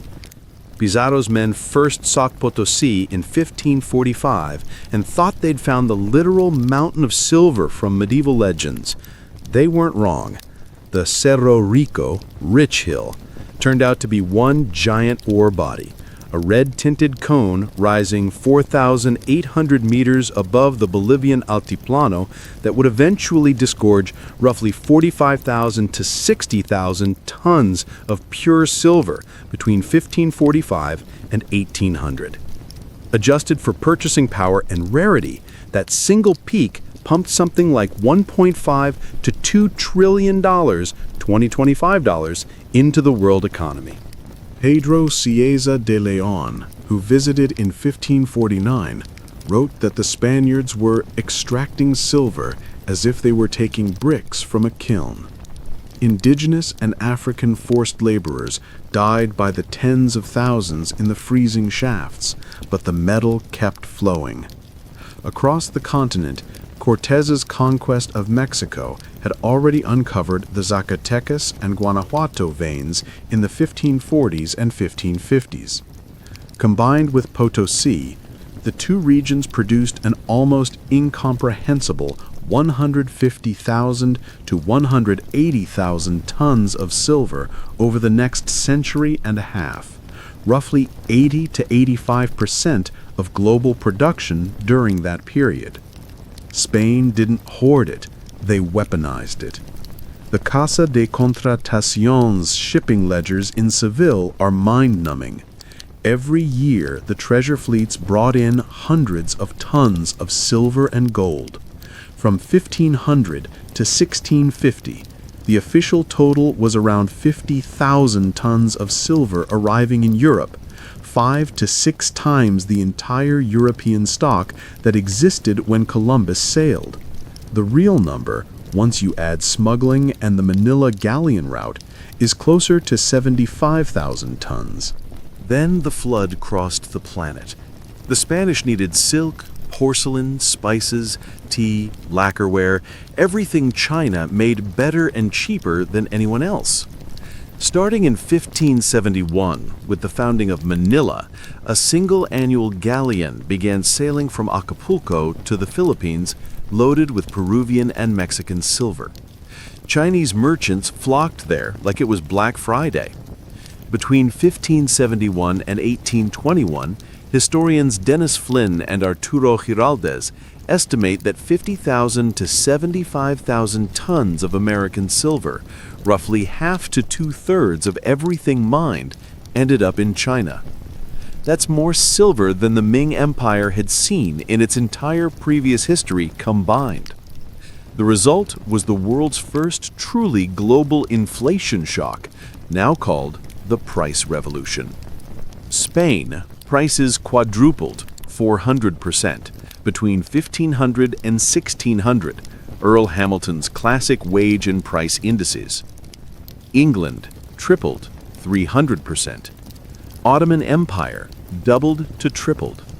Ming China, prices for rice, silk, and land rose 300 to 500% in the late 1500s and early 1600s. Suddenly, everything that had made the ancient trade networks profitable stopped making sense. Why spend 2 years and 30% of your capital moving silk over the Taklamakan when you could sell it in Canton or Manila for instant silver and buy whatever you wanted the same afternoon? Why risk the Sahara with salt and gold when Portuguese and later Dutch ships were paying cash on the West African coast? The Spanish Real de Ocho, piece of 8, became the first dollar the world ever knew. You can still dig them up today in Yemen, Sri Lanka, Virginia, and the deserts of northern Mexico. Archaeologists find them in Ming tombs, Mughal treasuries, and West African hoards. For the first time, a single currency was accepted from Lima to Lampong. The old balanced exchange ecosystems collapsed under the weight of this new, frictionless money. Central Asian caravan cities lost their reason to exist when silk went by sea. Red Sea and Persian Gulf ports watched their traffic evaporate as cloves sailed around the Cape.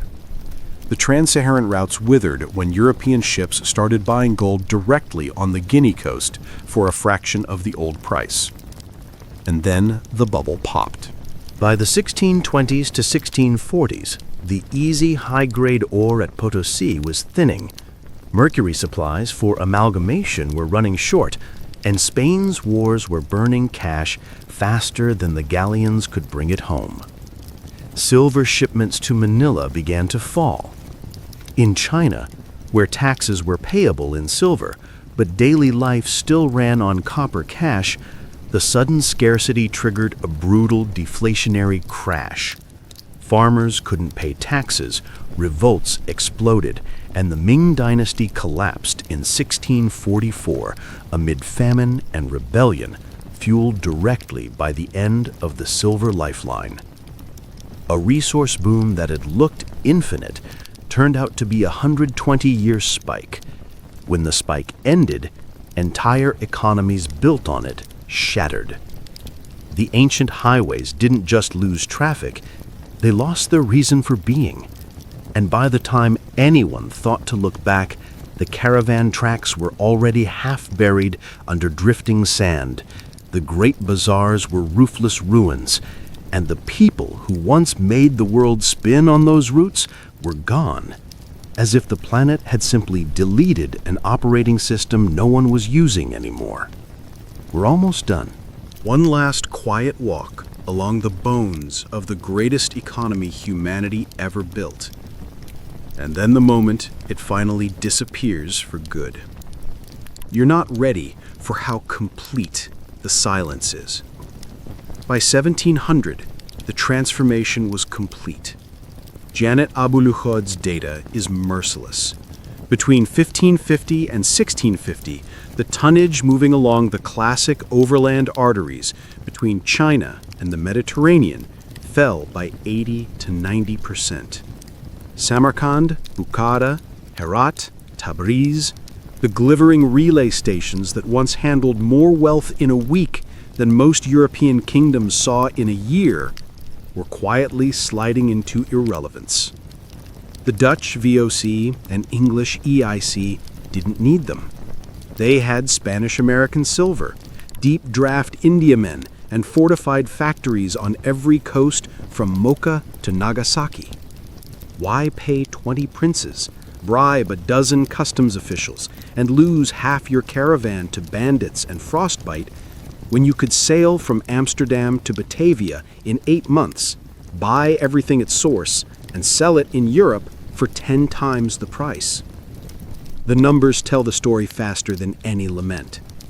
1550, roughly 50% of Eurasian luxury goods still traveled overland. 1600, under 20%. 1650, under 5%. 1700, Statistically, zero. The trans-Saharan routes died the same quiet death.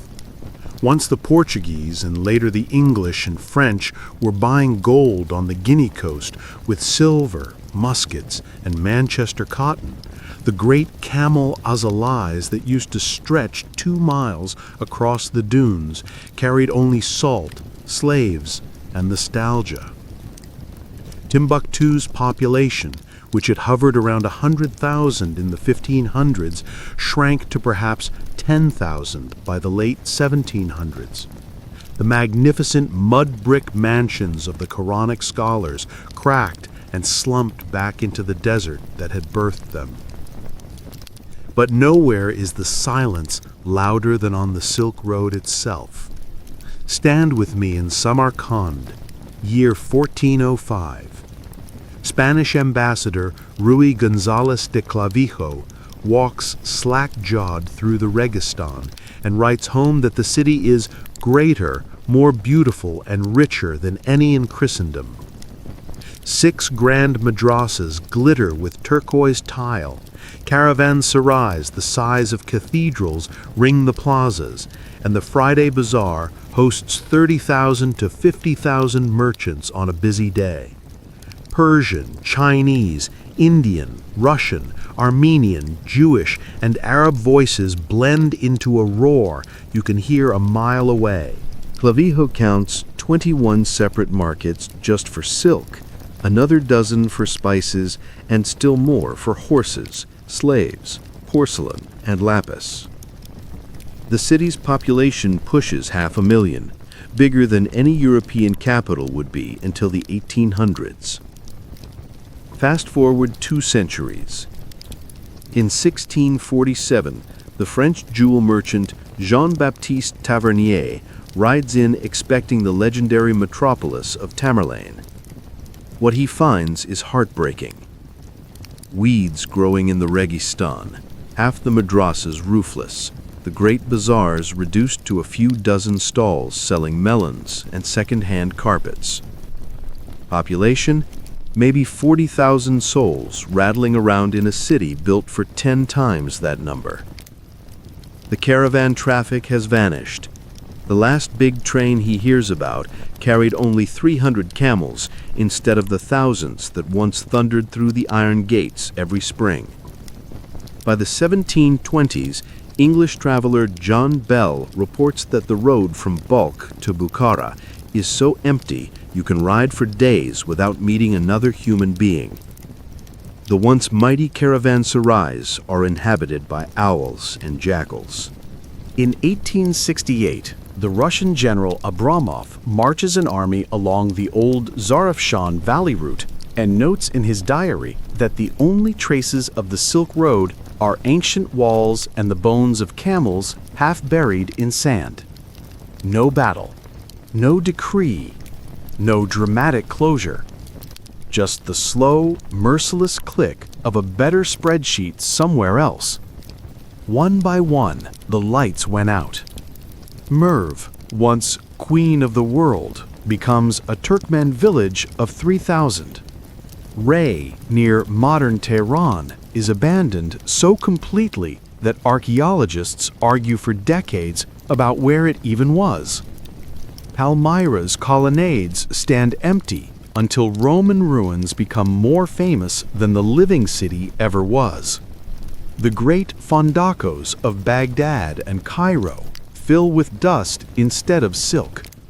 The most famous highway in human history didn't end with a war or an earthquake.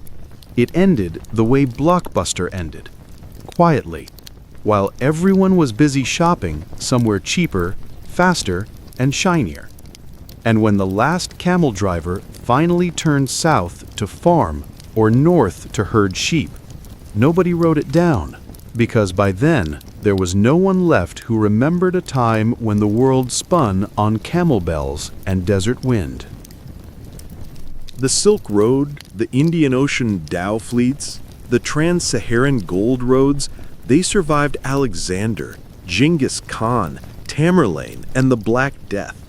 They did not survive a better invoice.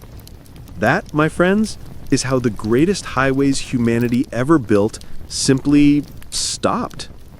And if the silence feels heavy right now, good, because some of those same forces, technological substitution, political fragmentation, supply shocks, monetary tsunamis, are humming under our feet again, only this time they move at fiber optic speed. The roads we think are eternal rarely are. Thanks for walking these ghost highways with me. I hope the dust stays in your shoes for a very long time. Ibn Battuta, standing in Samarkand's markets around 1330, swore you could hear 50 languages before lunch. Mandarin haggling with Kipchak Turkic, Venetian Italian dickering with Tamil, Arabic, Persian, and Uyghur rising above the clang of camel bells and the shouts of porters. It was the original global village, except everyone was trying to get rich instead of singing folk songs. The geographer Al-Dimashqi called it the place where the merchandise of sunrise meets the merchandise of sunset. Silk from Hangzhou, cloves from Ternate, lapis from Badakhshan, sable from the Volga, ivory from Zanzibar, and Frankish broadcloth all changed hands under the same turquoise domes. Then came Timur, Tamerlane, the most ruthless talent scout in history. Between 1370 and 1405, he systematically vacuumed the known world for human capital. After sacking Delhi, he brought back 90 elephant loads of jewels and 2,000 master stone carvers. After crushing Baghdad, he shipped its calligraphers and armorers north. After breaking the Golden Horde, he kidnapped the best Russian icon painters and Tartar horse breeders. Historians like Beatrice Forbes Mons estimate he forcibly relocated between 150,000 and 250,000 skilled workers to Samarkand alone. Architects from Isfahan, glassblowers from Damascus, silk weavers from China, papermakers from Herat, astronomers from India. The city became a forced startup incubator on steroids, funded by conquest and run by terror. The result was dazzling. The Bibi Khanim Mosque, the Gore Amir Mausoleum, the Registan madrasas, buildings so lavish that European travelers literally thought they were hallucinating. Samarkand wasn't just rich. It was a living advertisement for what happens when you concentrate the planet's best talent in one zip code and give them unlimited budget and zero labor laws. But forced concentration is the opposite of anti-fragile.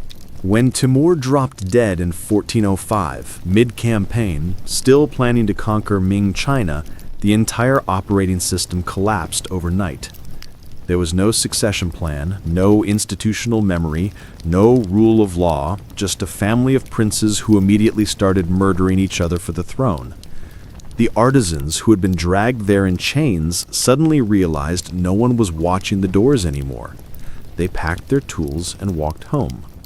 The merchants who had been coerced into routing everything through Samarkand rerouted their caravans through safer, saner cities like Tabriz or Hormuz.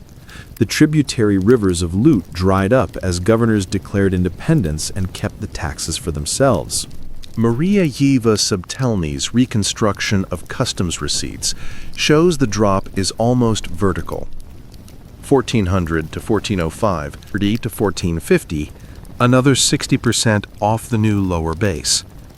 By the 1460s, the city that had housed 500,000 people was down to perhaps 80,000 to 100,000, rattling around in palaces built for gods. In 1447, the Venetian merchant Giuseppe Barbaro arrived expecting the wonder of the world. He wrote home in shock. Entire quarters of the bazaar were shuttered, the great silk halls half empty, and the famous papermakers reduced to a handful of old men who hadn't seen Chinese raw materials in decades. The Registan still glittered, but it glittered like a movie set after the crew has gone home. By the time the Uzbek Shaibanids took over in 1500, Samarkand was a regional capital, not a global one. The caravans that still came were local, short-haul, poor. The transcontinental trains that used to number 2,000 to 3,000 camels were replaced by a few hundred beasts carrying cotton and raisins. The city never burned. It was never sacked again. It simply deflated. Like Detroit after the car plants left, or Venice after the Atlantic trade took over, Samarkand became a museum of its own past. The turquoise domes still caught the sun, but the voices underneath them were speaking only 2 or 3 languages now, and they were arguing over the price of sheep, not the fate of empires. That is how the crown jewel of the Silk Road died. Not with a bang, not even with a whimper, but with the quiet sound of footsteps walking away. And if you stand in the Registan today, at dusk, when the call to prayer echoes off the same tiles Timur's slaves laid 6 centuries ago, you can still feel it, the hollow space where 500,000 dreams used to live. The lights didn't go out because someone turned the switch. They went out because everyone just stopped coming. And that, more than any battle or plague or silver flood, is the quietest, cruelest way an empire ends. And then came the last caravan masters, the stubborn old believers who refused to read the writing on the wall. Mirza Haidar Duglat, a 16th century prince historian, met one of them in the 1540s, a weathered captain named Abdul Rahman, who had been running Silk Road trains since the days of Temur's grandsons. In his youth, Abdul Rahman boasted a single China-bound caravan could number 1,000 camels and carry goods worth tens of millions in today's money. By the 1530s, his trains were down to 60 or 70 animals, the silk bales half rotten from damp storage, the profit margins eaten alive by bribes and bandits. Yet every spring he still saddled up, still kept his precious leather-bound route books updated with water sources and tribal alliances, still believed the great days would return. They never did. Archaeologists now date the last genuinely transcontinental caravan to around 1550 to 1570. After that, the trail goes cold. Satellite imagery and ground surveys reveal hundreds of caravanserai along the old arteries, stone shells with hearths blackened from 15th century fires, then nothing. French archaeologist Franz Grenet excavated one near Panjakent in Tajikistan and found a warehouse sealed like a time capsule. Stacks of blue and white Ming porcelain, bales of now petrified silk, glass bangles from India, all neatly shelved and waiting for customers who sailed away on Portuguese galleons instead. The human fallout was slower, crueler. Cities that had lived on transit died of loneliness. Bukhara's population crashed from 300,000 in 1500 to under 50,000 by 1700. English merchant Anthony Jenkinson rode through in 1558 and saw palaces turned into cattle pens, madrasas with broken domes used as granaries. The great libraries that had copied Greek philosophy into Persian and Persian poetry into Chinese went dark because there was no more caravan traffic to pay the scribes. Whole dialects vanished. Peter Golden's linguistic autopsy shows that by 1700, the mixed Turkic-Persian-Arabic trading pidgins, once spoken from Kashgar to Crimea, were extinct.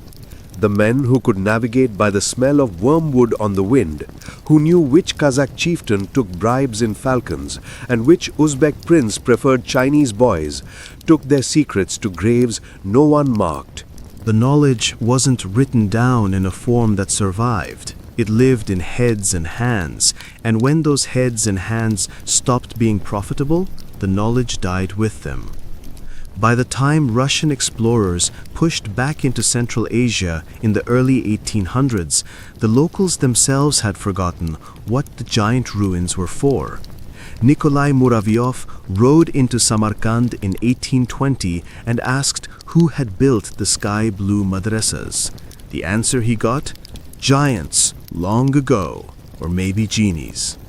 The greatest, richest, most sophisticated overland network humanity ever engineered didn't end with a war or a plague or even a dramatic bankruptcy.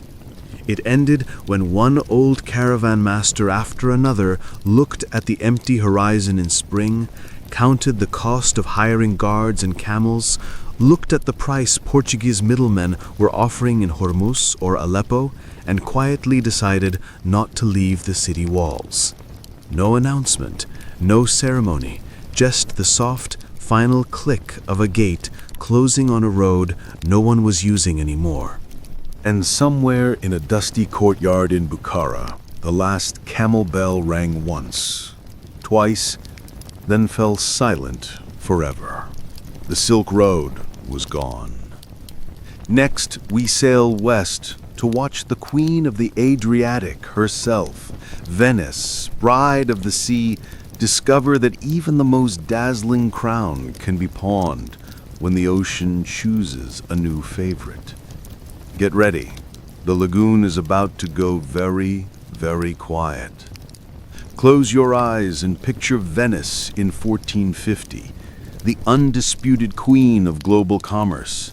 The Rialto hums like Wall Street on steroids. In a single morning, the Fondaco dei Tedeschi unloads Baltic amber, English wool, and Flemish tapestries. The Fondaco dei Turchi overflows with Persian silk, Egyptian sugar, and Malabar pepper. Every palace on the Grand Canal is a company headquarters, flying its owner's crest like a corporate logo. The Venetian State Archives record that the city's galleys, 300 great round ships and 3,000 smaller vessels, move roughly 40 to 45% of all Eurasian luxury traffic. That's not market share, that's market ownership. The Arsenal is the Amazon fulfillment center of the Renaissance.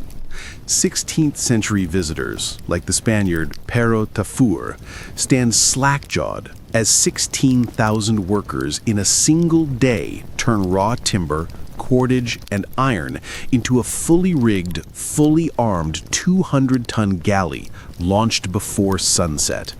Its mass production 3 centuries before Harry Ford. Stockpiles are measured in mountains: oak from Istria, larch from the Alps, hemp from the Don River, pitch from Sweden, cannon from Brescia. Just-in-time manufacturing perfected in 1420. And the money? Venice basically invented modern finance. The Banco Giro, founded 1157, fully operational by 1400, is the world's first public clearing bank. Letters of credit written on the Rialto are honored from Bruges to Beirut without a single physical coin changing hands. Marine insurance contracts are standardized and traded like derivatives. Double-entry bookkeeping is born here. Luca Pacioli will just write down what Venetian merchants already do. Venice in 1450 isn't a city-state. It's a vertically integrated, multinational, publicly traded conglomerate with a private navy and a monopoly charter from God. Then, in the space of one lifetime, the world moves on. First, the Ottoman tariffs after 1453 make the Levant route painful.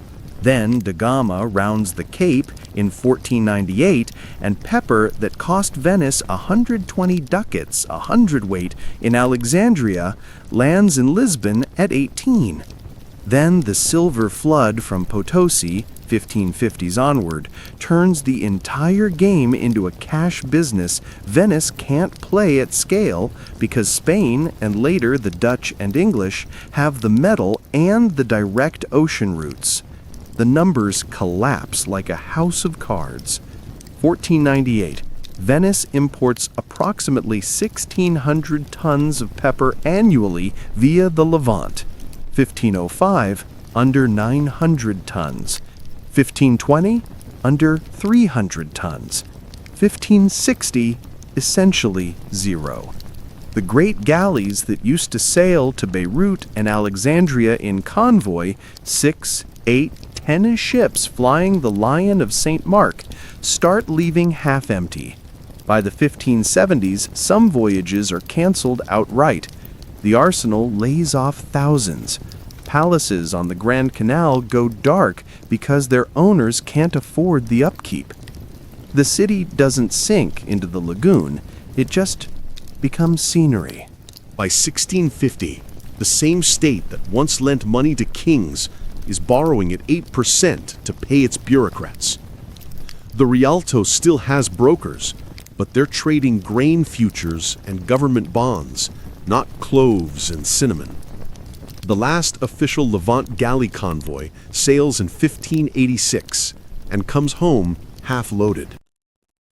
The final humiliation comes in the 18th century, when Venice's main export becomes Venice. Grand Tour aristocrats arrive to gawk at the architecture, buy souvenirs, and gamble in ridotti, while the descendants of doges row them around in gondolas for tips.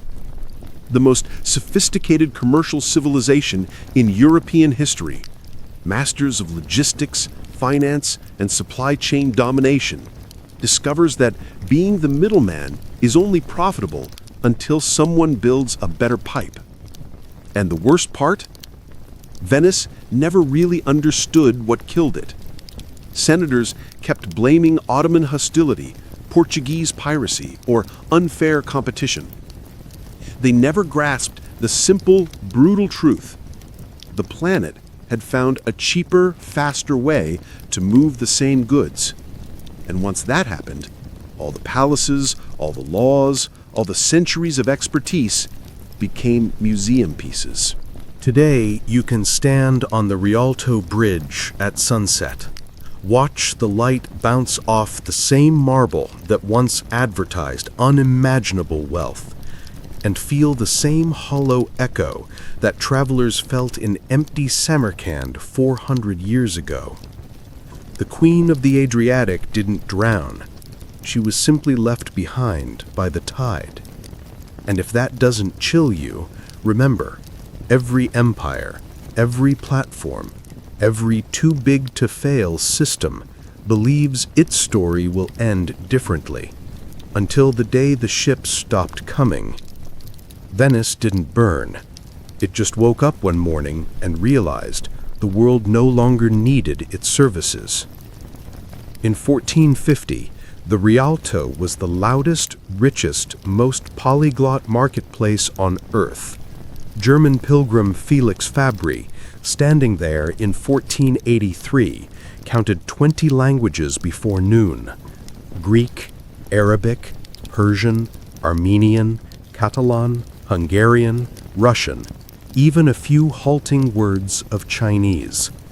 Pepper from Calicut changed hands next to amber from the Baltic. Florentine wool next to Egyptian alum.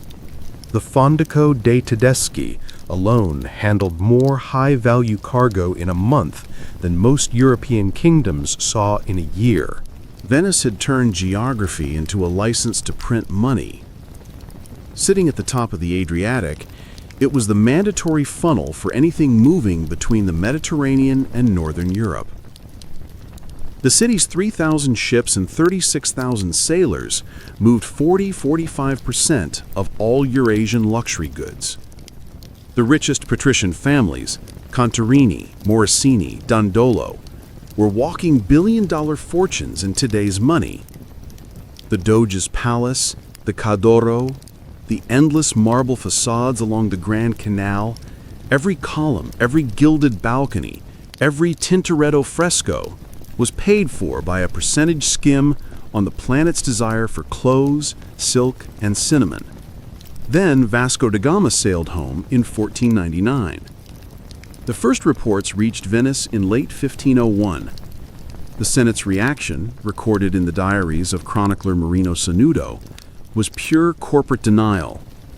The Portuguese route is too long, too dangerous, too expensive. It will never replace our galleys. They were wrong on every count. By 1503, Lisbon was selling Malabar pepper at 18 to 22 ducats per hundredweight. Venice was still paying 80 to 90 ducats in Alexandria, plus transport, plus Ottoman bribes. The math was brutal and immediate. 1500, Venice imports 1,600 tons of pepper annually. 1510, about 800 tons. 1520, about 200 tons. 1560, effectively zero. The great state galleys that used to leave for Beirut and Alexandria in majestic convoys of 8 or 10 ships began sailing half empty, then quarter empty, then not at all. The last official Flanders galley convoy departed in 1530 and returned with unsold cargo. The arsenal, once capable of launching a war galley in a single day, started building ceremonial barges and pleasure yachts for rich foreigners instead of merchantmen. The population charts tell the rest. 1500, about 180,000. Second largest city in Europe after Paris. 1560, 160,000. 1600, 140,000. 1660, 120,000, and still falling.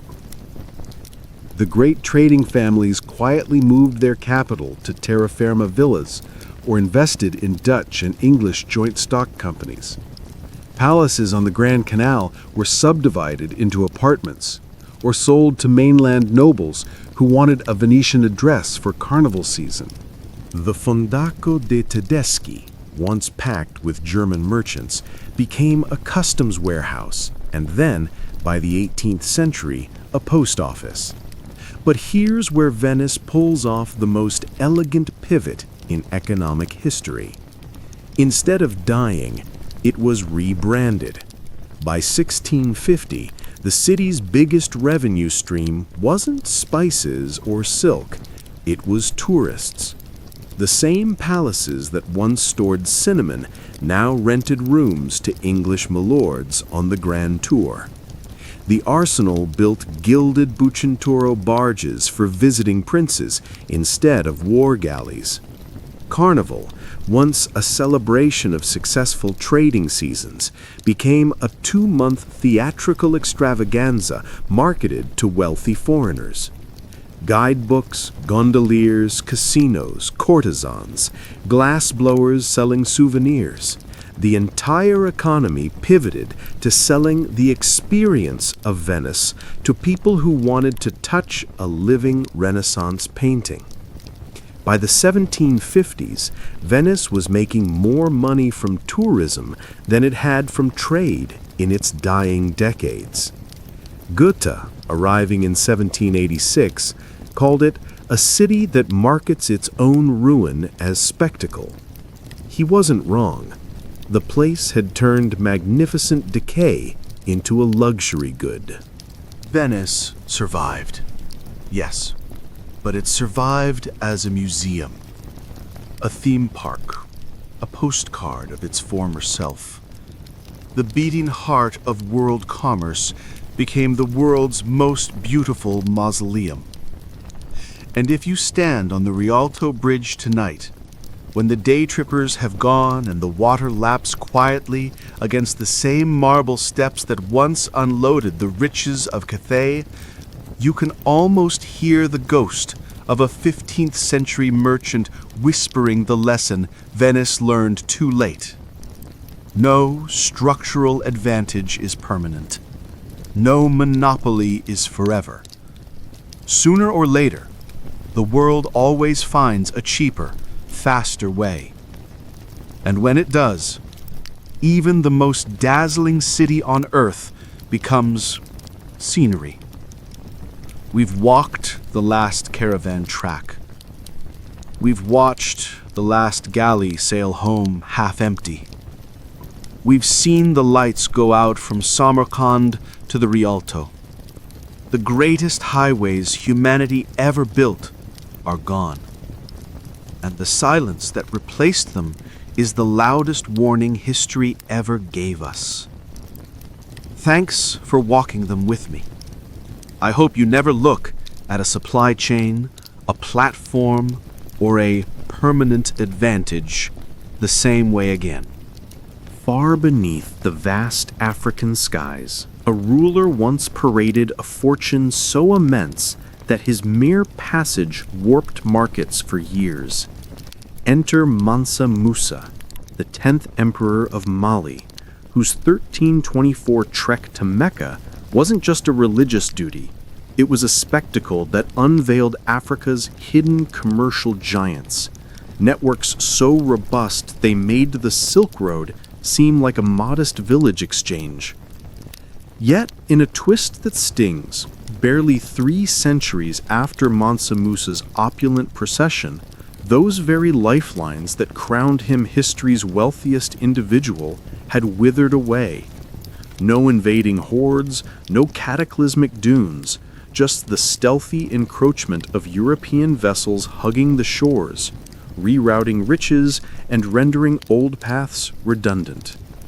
The saga of Africa's Auric corridors stands as perhaps the most sorrowful in our tour of faded trails, for it wasn't merely commerce that crumbled. It was the deliberate dimming of advanced societies, scrubbed from collective recall, leaving the globe ignorant of Africa's medieval marvels amid Europe's gloom. Ever caught wind of how African metropolises boasted academies, vast archives, and stargazing towers while Europe clawed back from feudal shadows? Likely not, since the ebbing of those Saharan conduits didn't just sever supply lines, it buried volumes of progress under sands of neglect. To grasp the void, let's revisit Mansa Musa's realm, where loss hits harder once you savor the splendor. Chronicled by Arab scholar Al-Umari, who gathered tales from those who beheld the spectacle, Mansa Musa's entourage swelled to 60,000 souls, including 12,000 attendants in silken garb and 80 beasts of burden, each laden with 300 pounds of gold dust. Recent estimates from economic historians like Toby Green suggest the total gold hauled might have exceeded 18 tons, enough to dent Cairo's market profoundly. Legends claim the metal's worth dipped 20 to 25% for a decade or more, though some Mamluk ledgers hint at a milder, shorter slump. Either way, one man's benevolence rippled into regional turmoil. Mansa Musa's bounty stemmed not from plunder, but from a finely tuned web linking West Africa's mineral veins to North Africa's hubs via desert spans. At its core lay an enchanting swap, rock salt for aurum, ounce by ounce. 11th century chronicler al-Bakri noted spots where the mineral traded at parity, a necessity born of geography. Gold-rich zones like Bambouk and Bouré in modern Mali and Guinea lacked salt, vital for preservation and health in the humid Sahel, while Saharan pits like Tagaza yielded endless crystalline slabs but no precious metals. Bridging this divide forged one of antiquity's most daring supply chains. Ibn Battuta, traversing in 1352, marveled at convoys of 1,000 to 12,000 dromedaries, enduring 4 to 6 months round trip from Sijil Massa in Morocco to Mali's heartland near Niani. Modern scholars like Fernand Braudel underscore the planning, 2 years prep, alliances with Berber and Tuareg guides for security, and pinpoint timing to hit oases amid seasonal rains, dodging 50-degree centigrade heat that could fell man or beast. From this flux sprouted urban wonders unmatched in their era.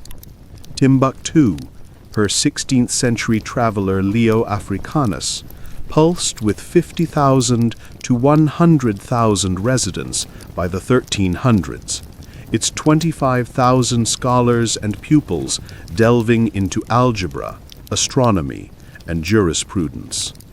Estimates today peg its manuscript trove at 400,000 to 700,000 volumes, preserved in family libraries, covering optics to ethics, a UNESCO-recognized heritage that ISIS tried and failed to torch in 2012. Timbuktu was no outlier. Gao, Songhai's throne seat, orchestrated Niger River flows, blending Saharan salt with forest ivory and kola nuts. Archaeology by Susan and Roderick McIntosh reveals grid-planned districts with terracotta plumbing from the 800s. Janae, with its iconic mud brick Grand Mosque, rebuilt in 1907 on 13th century foundations, hummed as a scholarly nexus, its markets swapping European linens for local gold and peppers, per Leo Africanus. The faces animating this empire were as epic as the sands. Oral lore, captured by Nehemiah Levzion, tells of clans like the Kati, spanning 2,000 kilometers from Marrakesh to Kano. The Tariq al-Sudan, penned by 16th century scholar Abd al-Rahman al-Sadi, with inputs from the Kati lineage, details Muhammad Kati's kin, maintaining ledgers of tariffs, monsoon shifts, and alliances for 2 centuries, a transgenerational ledger of savvy that bridged cultures.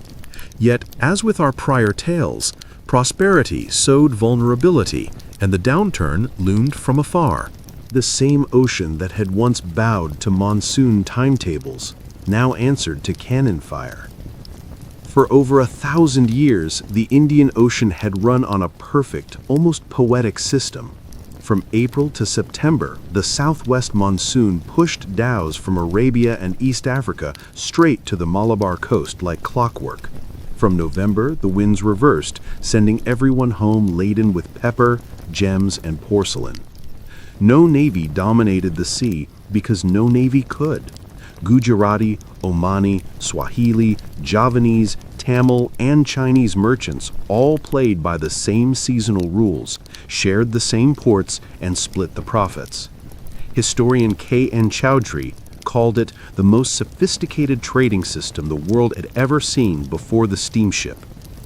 Then the Portuguese arrived with a different rule book.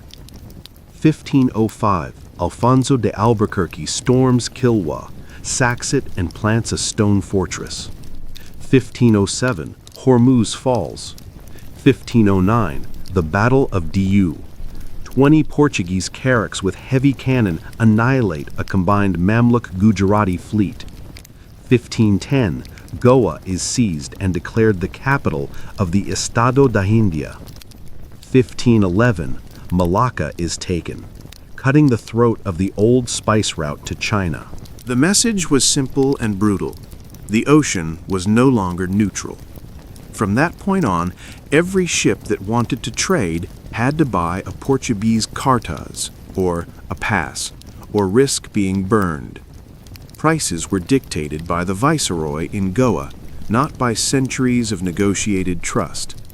Arab, Gujarati, and Achinese merchants, who had ruled the waves for generations, suddenly found themselves paying protection money to teenagers from Lisbon who had never seen a monsoon before 1500.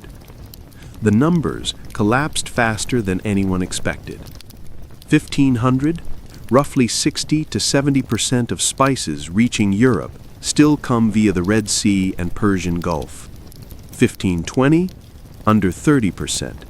1550, under 10%. 1600, effectively zero. The great Swahili city-states, Kilwa, Mombasa, Sofala, went from emporia handling tens of thousands of tons of gold, ivory, and slaves to Portuguese toll booths. The coral palaces of Kilwa, once described by Ibn Battuta as among the most beautiful cities in the world, were half ruined by 1530. The gold trade that had flowed north to Cairo and Alexandria now sailed south to Lisbon. But the Indian Ocean merchants didn't just roll over. They adapted brilliantly, desperately, and ultimately in vain. Aceh, in northern Sumatra, became a gunpowder empire overnight, importing Ottoman and Malay cannon founders and building a fleet that bloodied Portuguese noses for decades. Gujarati ship owners quietly rerouted through the Red Sea, bribing Ottoman officials and smuggling under the radar. The Sultanate of Oman, under the Yarubids, expelled the Portuguese from Muscat in 1650 and rebuilt an Indian Ocean empire that lasted another century. Yet every adaptation ran into the same iron law. The European joint stock companies, Portuguese Estado, Dutch VOC, English EIC, had deeper pockets, better artillery, and direct access to American silver. By 1650, the VOC alone had more tonnage afloat than all the Indian Ocean powers combined. The final blow came not from battle, but from economics. When the Dutch seized Malacca in 1641 and began enforcing their own monopoly on cloves and nutmeg, the old free-for-all was officially dead. The monsoon still blew on schedule, but the ships that rode it now flew European colors and answered to European shareholders. The great ports didn't burn, they just emptied. Surat, once the richest port in India, saw its customs revenue fall 70% in the 1700s. Calicut, the city of spices, became a sleepy backwater. Hormuz, the eye of the Persian Gulf, was abandoned so completely that today it's a barren island with a Portuguese castle crumbling into the sea. The Indian Ocean didn't stop trading. It simply stopped being its own master. The monsoon rhythms that had governed empires for a millennium were reduced to background music for a new European symphony. And the traders who once dictated prices from Zanzibar to Guangzhou became middlemen in someone else's supply chain, or disappeared altogether. We've now watched every great pre-modern trade network die the same quiet death. The Silk Road, starved by cheaper ocean freight. Venice, bypassed by the Cape route. The Trans-Saharan highways, undercut by coastal forts and silver. The Indian Ocean monsoon system, conquered by cannon and kartas. None of them ended in fire or apocalypse. They ended when the cost-benefit equation flipped and no one bothered to make the trip anymore. The greatest highways humanity ever built didn't collapse. They were simply unsubscribed from. And the silence that replaced them is still echoing. Thank you for walking these ghost roads with me. May we never forget how quickly even the mightiest systems can fade when the world finds a better way. For 1,000 years, the Indian Ocean ran on a rhythm older than any empire. 6 months the wind blew one way, 6 months the other, and everyone, Arab, Persian, Gujarati, Swahili, Javanese, Tamil, Chinese, danced to the same tune. No one owned the sea. No one needed to. The monsoon was the only sovereign, and it treated all sailors equally. Then the Portuguese showed up with a new idea. The ocean could be owned, and if it wouldn't submit, it could be forced. 1488, Bartholomew Diaz rounds the Cape. 1498. Vasco da Gama drops anchor off Calicut with 20 cannon and a letter from King Manuel declaring that all trade in the Indian Ocean now belonged to Portugal by gift of the Pope and right of discovery. Local merchants laughed at first. They had been dealing with armed strangers for centuries. A few rusty bombards wouldn't change the rules. they were wrong. 1502. Da Gama returns with 21 ships and a simple policy. Any vessel without a Portuguese cartaz, safe conduct pass, is fair game. 1509. At Due, Francisco de Almeida annihilates a combined Gujarati Mamluk fleet in a single afternoon of broadsides. 1510.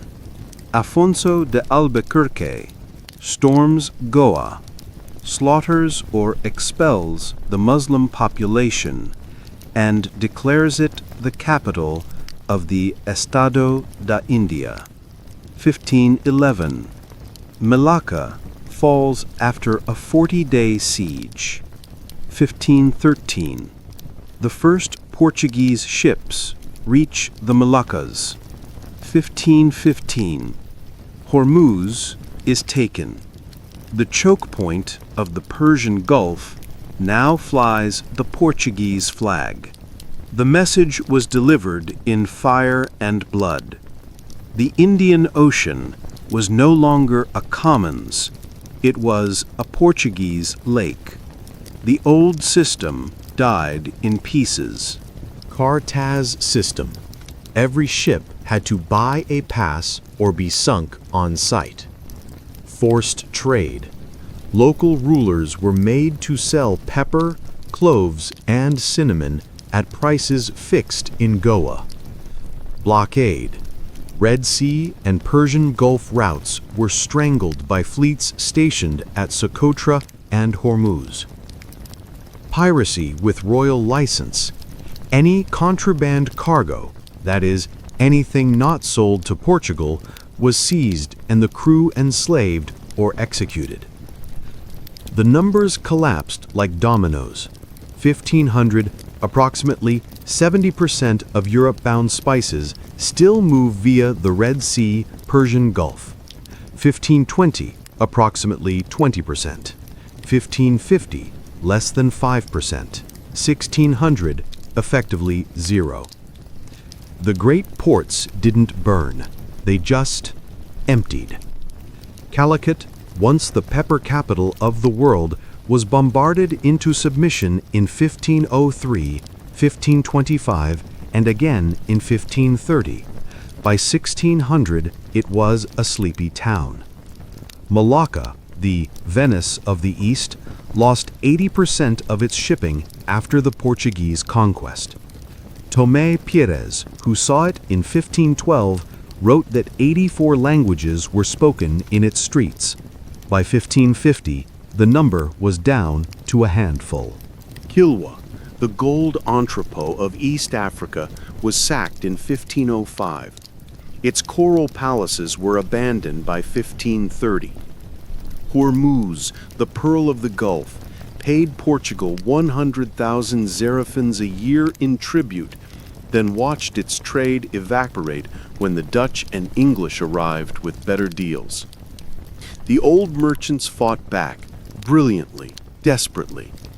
Aceh built a navy and fought the Portuguese to a bloody draw for a century. Gujarati smugglers rerouted through the Red Sea, hiding cargo in rice sacks. The Sultanate of Oman expelled the Portuguese from Muscat in 1650 and kept the old monsoon trade alive for another 100 years. But every victory was temporary. The Europeans had deeper pockets, heavier cannon, and an endless river of American silver. By the mid-1600s, the Dutch VOC alone had more ships in Asian waters than all the Indian Ocean powers combined. The monsoon still blew on schedule, only now the sails that caught it were flying the colors of strangers who had never learned to read the smell of rain on the wind. The most elegant, cooperative, cosmopolitan trading system humanity ever created didn't die in battle. It died because someone decided that cooperation was for suckers and that the ocean belonged to whoever could sink everyone else. And when the last independent dhow limped home with the Portuguese cartaz nailed to its mast, the Indian Ocean became just another supply chain in someone else's empire. The wind kept blowing. The silence that followed was deafening. We've now seen every great pre-modern trade network meet the same fate. Silk Road, bypassed by ocean freight. Venice, outflanked by the Cape route. Trans-Saharan highways, undercut by coastal forts. Indian Ocean monsoon system, conquered by cannon and cartaz. They survived plague, conquest, and climate. They did not survive a cheaper, faster, more violent alternative. The highways are gone. The dust has settled. And the only thing left is the echo of a question none of them ever thought to ask. What happens when the world decides it doesn't need you anymore? Thank you for walking these vanished roads with me. May their silence stay with you longer than any map ever could. Ibrahim Yusuf el-Dimeshqi was born in 1520 into a family that had been Silk Road royalty since the days of the Ilkhanids. In his memoir, a single, fragile volume now kept in the Syrian National Library and studied by Ross Burns, he remembers dinner table conversations in Persian, Chinese, Italian, and Turkic before he was 10 years old. His grandfather still boasted of hosting Venetian agents who had known Marco Polo's nephews. The family warehouse in Damascus held bolts of raw silk stamped with the seals of Ming customs houses, crates of Venetian glass, and bundles of sable pelts bartered from Russian traders on the Volga. By the time Ibrahim reached middle age, the warehouse was half empty and the dinner table had gone quiet. He writes, "When I was a boy, caravans left our courtyard every spring like migrating birds. 1,000 camels, 2,000, sometimes more. My father would ride out with them as far as Tabriz, then return with stories of snow on the Pamir and new patterns from the workshops of Samarkand. In the year 1568, I organized what I thought would be the usual spring caravan. I hired the same guides my grandfather had used, loaded the same goods, paid the same tribes for safe passage. We waited 3 weeks at the gates of Aleppo for other merchants to join us. None came. We left with 43 camels and 11 men. Halfway to Mosul, we met a Venetian factor traveling the opposite direction in a single wagon pulled by mules. He laughed when we told him our destination. "Why cross the desert for silk," he said, "when a Genoese ship unloaded 3,000 bolts in Antioch last month for half the price?" That night, I burned my grandfather's route books. The knowledge in them was no longer worth the paper it was written on. Ibrahim never organized another transcontinental caravan. He lived to see the family warehouse rented to an Ottoman tax farmer, and his sons take jobs copying legal documents for the local Qadi, because no one needed Silk Road brokers anymore. He died in 1594, the last man in Damascus who could still read the old Sogdian Chinese waybills. Across the Sahara, a Tuareg caravan master named Ag Morad Ag Muhammad left a shorter, more bitter record. French colonial officers found his words carved into the wall of a ruined caravanserai near Agadez in the 1890s. I guided the great Azalai of 1612, 12,000 camels from Timbuktu to Tripoli, salt slabs white as moonlight, gold dust heavy as sorrow. We returned with cloth from Venice, coral from the Barbary coast, and slaves who sang in languages I will never hear again. 10 years later, the same route took 200 camels. 20 years later, 30. In 1648, I waited at the well of Arawan for 3 moons. No one came. I turned my camel south to the grass and never crossed the great sand again. The desert kept our tracks for a while, then the wind took even those. In the Indian Ocean, a Gujarati ship owner named Abdul Rahman Chalebi wrote letters that survive in the Goa archives. 1623. The Dutch have seized 2 of my vessels off Surat and demand I buy their cartas or lose the rest. My father traded from here to Mocha without ever showing a flag to any king. 1627. I have sold 3 ships to pay the new taxes. My sons speak of becoming clerks for the English factory. 1631. Today I signed papers making the Dutch factors partners in what remains of my fleet. They smiled and called it cooperation. My grandfather would have called it surrender. And finally, in Venice itself, a spice broker named Zuane Cabot kept a private journal that his descendants only discovered in 1898. 1654. The last bale of cloves to reach the Rialto by the old Levant route arrived today. It came on a Ragusan ship flying false colors to dodge the English tolls. We paid triple what my father paid in 1600 and still lost money. Tomorrow the warehouse closes. My son has taken a position teaching Italian to Dutch merchants. He says the future is in words, not pepper. These are the last merchants. They didn't die in battle. They didn't lose everything in a single dramatic season. They simply woke up one morning and discovered that the knowledge their families had spent centuries perfecting, the languages they spoke, the relationships they had nursed across deserts and oceans, the very rhythm of their lives, had become obsolete. Their children learned new languages, took new jobs, moved to new cities. Their grandchildren couldn't even pronounce the old caravan towns. The greatest highways humanity ever built didn't end with trumpets or funerals. They ended with quiet ledger entries, unsent caravans, and the soft, final closing of warehouse doors that would never open again.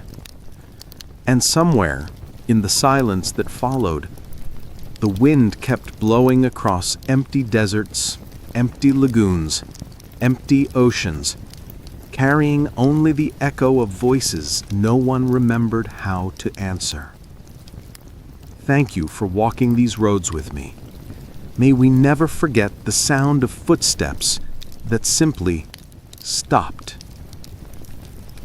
Today, we turn our gaze to the figures who stood at the precipice as the old trading empires crumbled. Seasoned caravan leaders clinging to fading lifelines amid a shifting global landscape. Among the most evocative testimonies is that of Mirza Haidar Duglat, a mid-16th century Central Asian aristocrat and chronicler whose writings capture the twilight of these venerable paths. In his seminal work, the Tariq-i-Rashidi, composed around 1547, Duglat recounts a poignant encounter with an aging caravan chief named Abdul Rahman, a veteran who had orchestrated Silk Road ventures for more than half a century.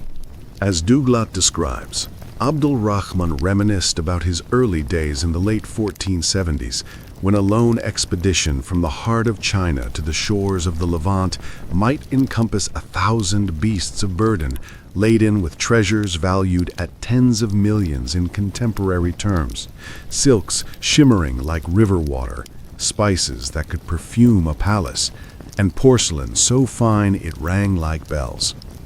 Yet, by the 1530s, he lamented, those same trails supported scarcely a few dozen camels, their hauls diminished, not just in volume, but in worth, eroded by the rising tide of seaborne competition from Iberian explorers. What tugs at the heartstrings in Abdul Rahman's narrative is his unwavering optimism amid the erosion.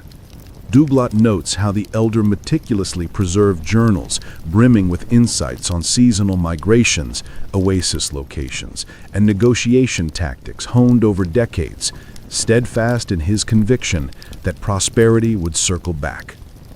Archaeological insights from expeditions led by Tim Williams of University College London in the 2010s echo this, revealing that major caravans along the core routes petered out by the 1560s, supplanted by localized barter as maritime lanes siphoned off the lucrative flows. The tangible remnants of this downturn are poignant in their stillness. Contemporary digs, such as those spearheaded by Georgina Herrmann in the 1990s, and more recent UNESCO-backed efforts by Timur Babushev, have uncovered scores of forsaken caravanserais, sturdy roadside havens that once buzzed with rest and repair. Radiocarbon dating and artifact layers indicate occupancy tapering off through the 1400s and 1500s, with abrupt desertions around 1520 to 1550, likely as funding for upkeep vanished with the caravans.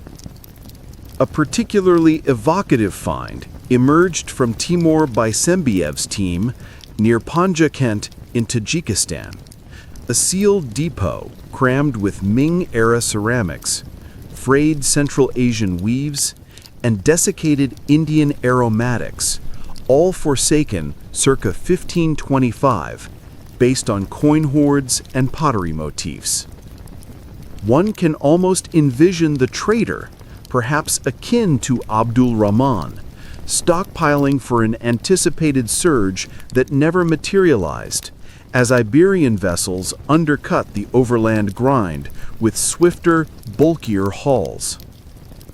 The ripple effects on societies were profound. Demographic reconstructions by scholars like Angus Madison suggest Central Asian hubs hemorrhaged inhabitants, with metropolises of 100,000 shrinking to hamlets of mere thousands by 1600, starved of the commerce that fueled their growth. Bukhara, a beacon of erudition under the Timurids, saw its populace plummet by 2/3, its renowned academies and scriptoria falling silent as endowments evaporated. Echoed in 1558 dispatches from Anthony Jenkinson, who found grand halls repurposed as barns. Even more irreplaceable was the evaporation of expertise. Linguistic probes by experts like Etienne de la Vessière revealed that hybrid dialects, blends of Sogdian, Persian, and Turkic, forged in bazaars, faded into oblivion by 1700, taking with them navigational lore, climatic cues, and haggling customs refined over eras. This wasn't mere dialect death. It was the erasure of a worldview where borders blurred through barter. The Portuguese mariners charting Africa's fringes grasped compasses and sextants, but lacked the acumen for discerning mirages or bartering with nomad chieftains. As efficiency surged with sea lanes, the nuanced tapestry of exchange unraveled, severing the flow of philosophies, innovations, and faiths that had enriched humanity. By 1600, as chronicled by François de la Boulaye-Legouze, most Westerners had dismissed terrestrial paths to the Orient as relics. When 19th century adventurers like Aurel Stein rediscovered these corridors, locals shrugged at the colossal relics, their origins lost to lore. A heritage eclipsed not by calamity, but by irrelevance. As we delve further into these eclipsed arteries, we'll uncover the twilight of Africa's auric lifelines, networks that birthed opulent realms, only to wither under coastal incursions, stripping not just wealth, but legacies from memory's grasp. Yet, unlike Venice's graceful pivot to allure, Africa's saga unveils a grimmer facet: how seismic shifts can dismantle not merely economies, but the very fabric of societies. The last merchants knew the world was ending long before anyone else did. They felt it in the shrinking caravans, the half-empty warehouses, the letters that stopped arriving from partners who had once been closer than brothers. They watched their children grow up, fluent in languages no one needed anymore, trained in skills that had become museum pieces while they were still breathing. Ibrahim al-Dimashqi taught his son to test silk by touch and haggle in Sogdian, then watched him sell onions in the Damascus souk. Maria Paleologos raised her daughter on stories of Chinese junks and Persian caravans, only to hear the girl ask why anyone would ever leave Constantinople. Mahmoud al-Kati spent his life memorizing every well between Timbuktu and Fez, then died knowing his grandchildren would never need to know the taste of water gone bad. Zhang Wei passed down star charts and Malay phrases to a son who only needed Portuguese to beg scraps from the factory in Macau. They all died with the same quiet apology on their lips. I'm sorry, the world I gave you is already gone. And the truly terrifying part? We are living their story again, only faster. Every ingredient that killed the old highways is present in 2025, just wearing different clothes. Technological substitution at warp speed. The Cape route took decades. AI and automation are rewriting supply chains in months. Monetary tsunamis. American silver took a century to flood the world. Quantitative easing and crypto did it in a decade. Political fragmentation and weaponized trade. Ottoman tariffs on steroids. Look at chip bans, tariff wars, and friend-shoring. Invisible killers riding the networks. The Black Death took 4 years. The next pandemic could circle the planet in 4 days. The Silk Road didn't die because people, 17th century merchants, were stupid. Venice didn't fade because its dogs were lazy. Timbuktu wasn't empty because its scholars lost interest in books. They died because the world found a faster, cheaper, more violent way to move value. And once that happened, everything beautiful and sophisticated and human about the old system became optional. Today, we call that disruption. We celebrate it. We give TED Talks about it. The last merchants would recognize the sound. They heard it in the silence of warehouses that used to echo with a dozen languages. They felt it when their children asked why anyone would ever learn to read the wind when you can just check an app. So here we are, in 2025, surrounded by miracles of connection and efficiency, congratulating ourselves on building the most resilient global system in history. And somewhere, in server farms and container ports and blockchain ledgers, the same quiet click is starting again. The click of a gate closing on a road no one will bother to use tomorrow. The click that says, you were the Silk Road once. You were Venice once. You were the Indian Ocean monsoon once. And now you're just scenery. Listen carefully. That sound you hear? It's not the future arriving. It's the past whispering, everything you think is permanent has an expiration date you will never see coming. thank you for walking these vanished highways with me. May the dust of the last caravan stay in your shoes forever, and may we have the wisdom to notice when our own footprints start to blow away. Pause for a second and let this sink in. We're in an era where one viral post can tank equities overnight, where a freighter wedged in the Suez grinds planetary logistics to a halt for weeks, where a virus can throttle cross-border flows in days. Ring any bells after our deep dive into those faded arteries? I'm about to lay out connections so sharp they'll linger like a half-remembered dream, ones our policymakers appear hell-bent on overlooking.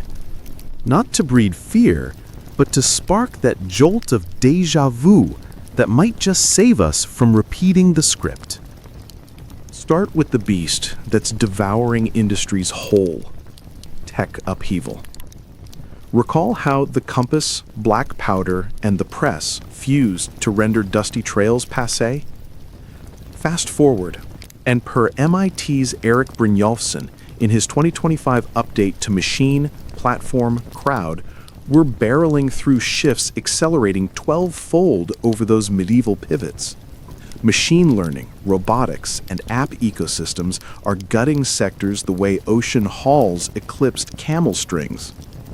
McKinsey's November 2025 bombshell pegs 57% of U.S. work hours as ripe for automation today, up from 30% in their 2023 forecast, meaning nearly every role will morph by 2030, with 400 million global jobs reshuffled. That's akin to medieval Europe's populace scrambling for new trades, but compressed into a decade. The eerie echo? Like those old-world traders blind to the horizon's shift, today's titans are sleepwalking into obsolescence. Clayton Christensen's Harvard Business Review autopsy from 2024 flags 72% of S&P 500 firms botching digital leaps. Venice lorded over the Med for eons, then poof, Da Gama's detour made it quaint. Echo that in today's boardrooms. Per Michael Wade's IMD study, sectors flip from dominant to dinosaur in under 5 years now, not 5 decades. Retail's a poster child. Coresight Research tallies 15,000 U.S. brick-and-mortar shutters in 2025 alone, double 2024's 7,325, netting a 9,200 store bleed as Amazon eTall rewrites shopping. Or taxis. Uber's blitz didn't just nibble, it nuked the medallion racket. Judd Kramer's 2025 NYU probe shows NYC plates, once 1mm plus in 2013, scraping 90K to 200K amid rideshare saturation. A fortune's evaporation mirroring Venetian clans fade. But disruption's just the opener. Consider trade's toxic politicization, a rerun of Ottoman chokeholds or Iberian iron fists. Recall how sultans weaponized the Bosphorus? Today's remix? Per the Peterson Institute's 2025 ledger, U.S.-China frictions since 2018 have slapped duties on $550 billion plus in flows, ballooning household costs $1,100 yearly under Trump's latest salvo. Adam Posen dubs it interdependence as arsenal. The chill? Firms can't play Switzerland anymore. AmCham China's 2025 poll, 65% of U.S. outfits there faced pick-a-side arm twists. Chips crystallize it. Georgetown's CSET October 2025 brief details Biden-era bans morphing under Trump into the Safe Chips Act, locking AI silicon curbs till mid-2028, slashing TSMC's China revenue 20%. $20 billion hit per Q3 filings. A Silk Road blockade in silicon. Supply snafus? COVID cracked the mirror to our house of cards. WTO's October 2025 snapshot. 2020's 5.3% plunge was WW2's sharpest since 45. 2024's 2.4% uptick masks fragility, with 2026 eyed at 0.5% amid Red Sea snarls. Yossi Sheffi's MIT 2025 tome flags just in time as the new Black Death vector. Autos? IHS Markit's 2024 wrap. Chip crunches from Taiwan quakes and U.S. curbs idled 12 million vehicles, echoing 14th century port shutdowns, but quarterly now. McKinsey's Q4 2025 chain probe. 68% of execs clung to lean models, blind to repeats. The 2021 Ever Given jam, 9.6 billion daily drag per Lloyd's. But 2024-25's Houthi hell in the Red Sea, Suez, UNCTAD's November update, 50% canal throughput crater, down 9.4 billion Egyptian revenue, 74% Cape detour surge, adding 0.7% to core inflation per JP Morgan. Global GDP shave of 0.2 to 0.5%, hitting Europe and Asia hardest. Closer to hearth, bubbles brewing like Potosi's flood. Niall Ferguson's 2025 doom loop draws the line. Crypto's spasms ape Silliger's surge crash. CoinGecko's December 6th snapshot, 3.12T cap, off 20% yearly after 2024's 4.2T zenith.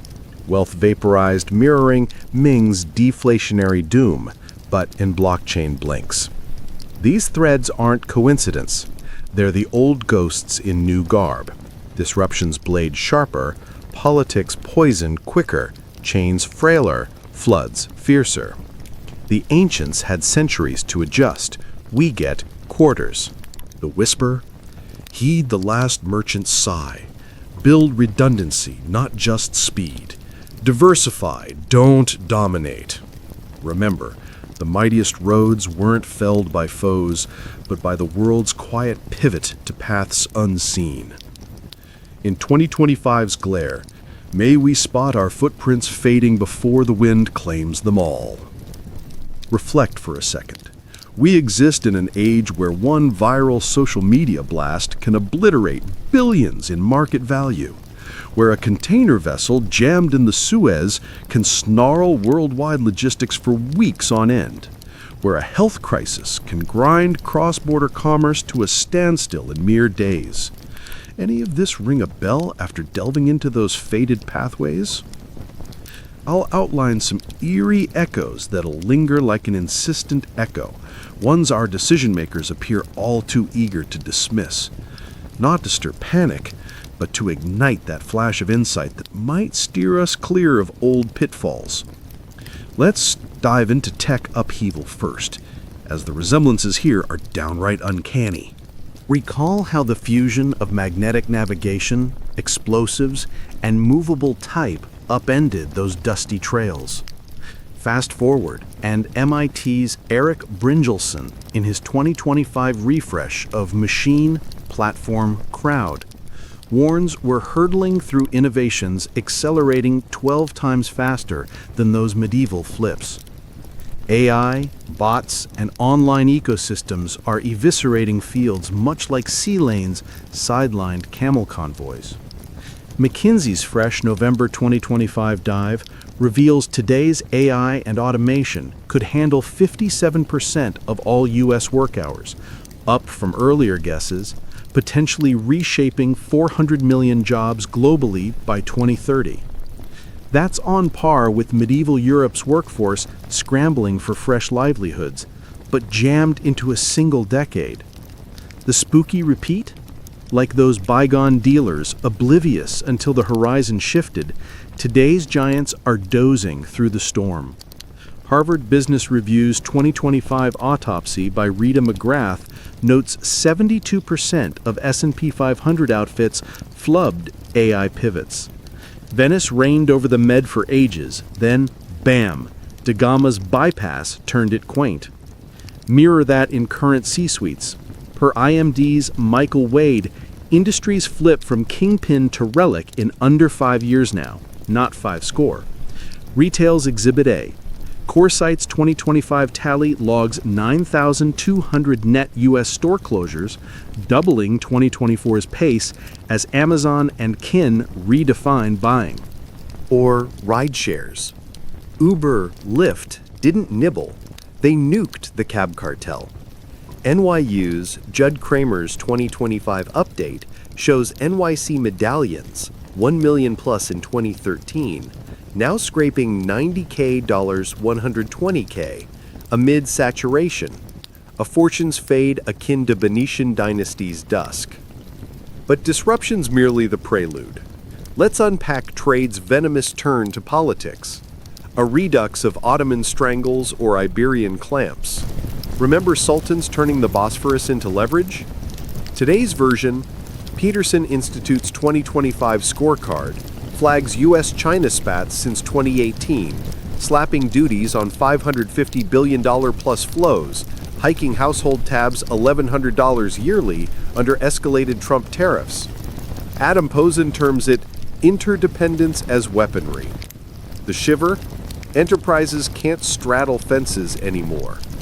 AmCham's 2025 China poll, 65% of U.S. firms there endured align or else squeezes. Semiconductors spotlighted. Georgetown CSET's October 2025 brief details Biden to Trump bans via the Safe Chips Act, locking AI silicon curbs through 2028, slashing TSMC's China sales 20%, $20 billion sting per Q3 2025 filings, a digital Silk Road siege. Supply glitches? COVID peeled back our brittle facade. WTO's October 2025 recap. 2020's 5.3% nosedive was WW2's worst since.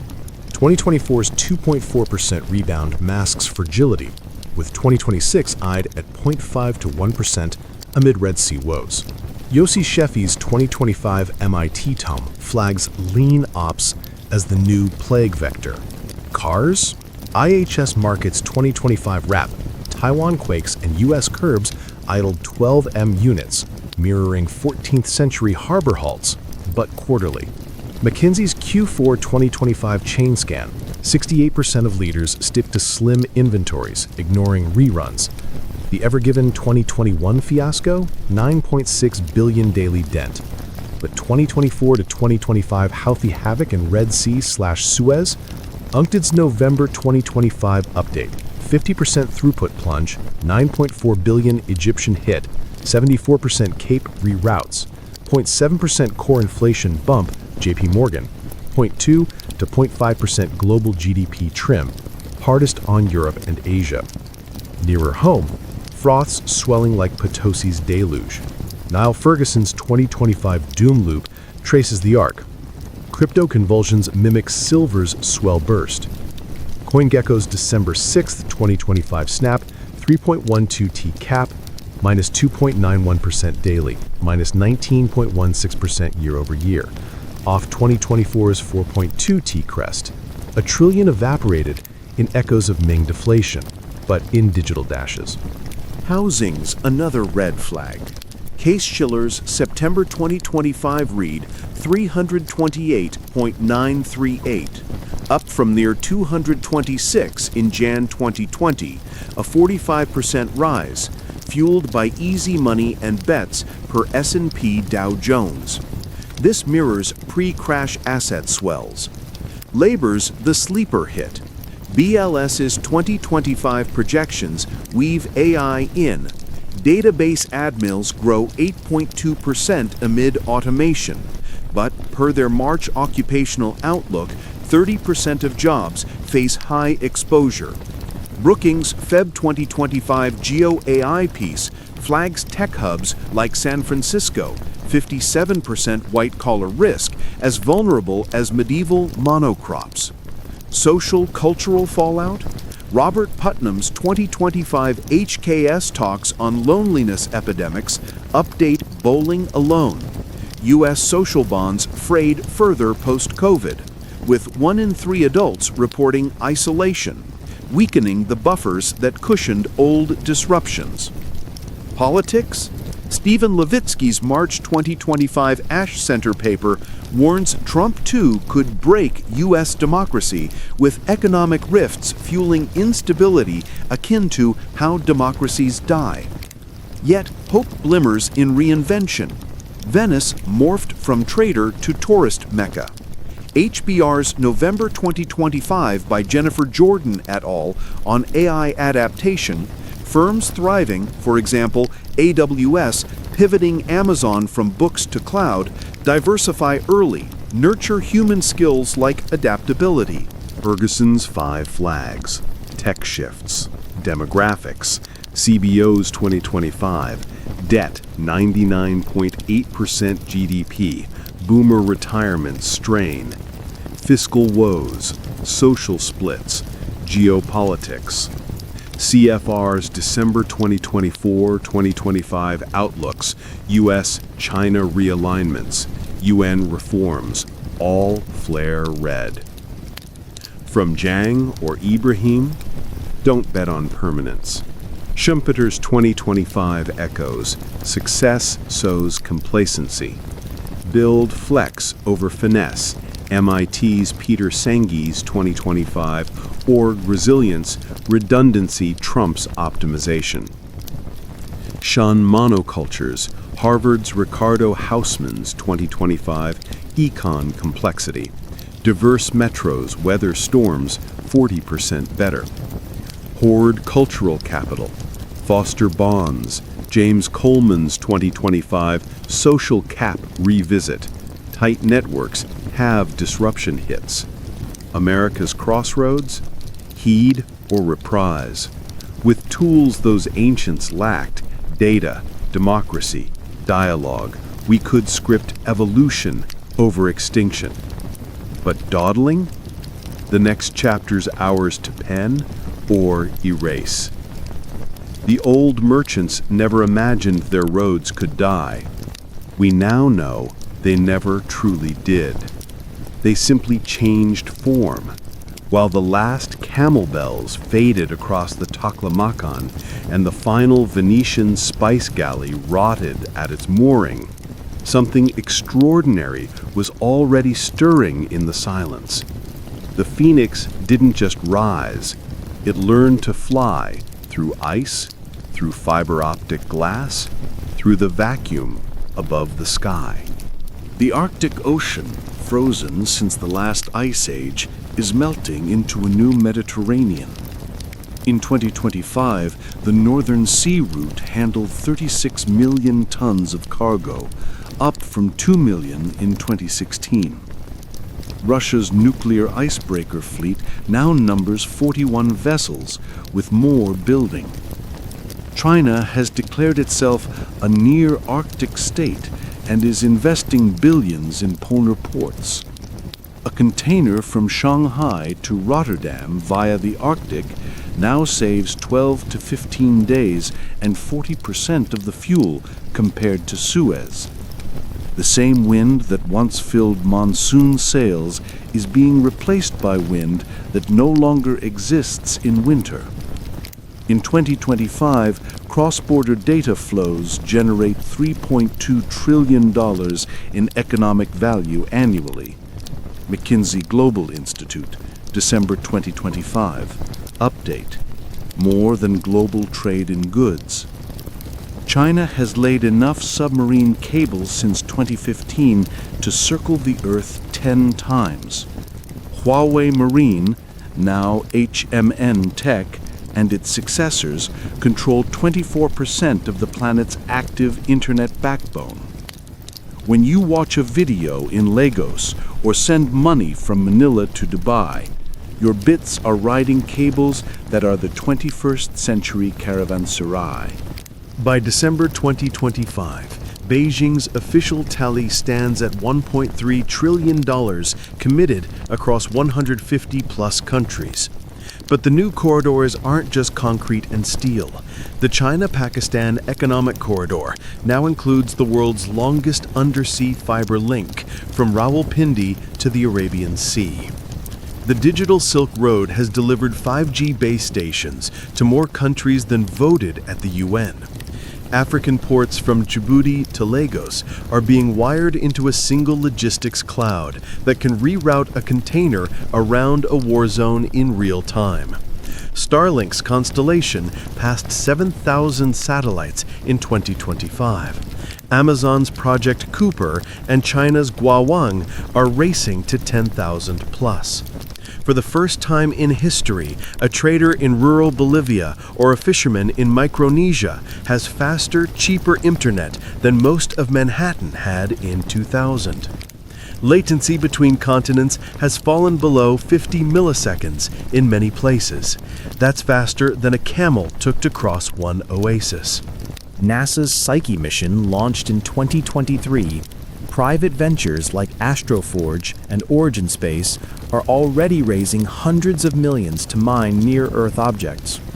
A single 500-meter platinum-rich asteroid could contain more of the metal than has been mined in all human history.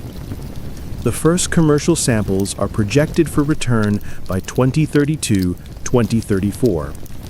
The pattern is unmistakable. Every time an old highway died, a new one was born, often in a medium the old merchants could never have imagined.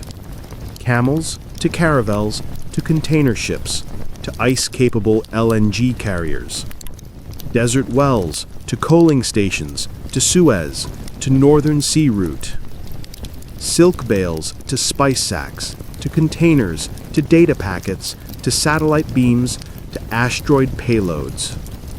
The human impulse to connect, to trade, to reach the horizon and see what's on the other side never dies. It just changes its skin. And this time we have something the last merchants never had. We've read their stories.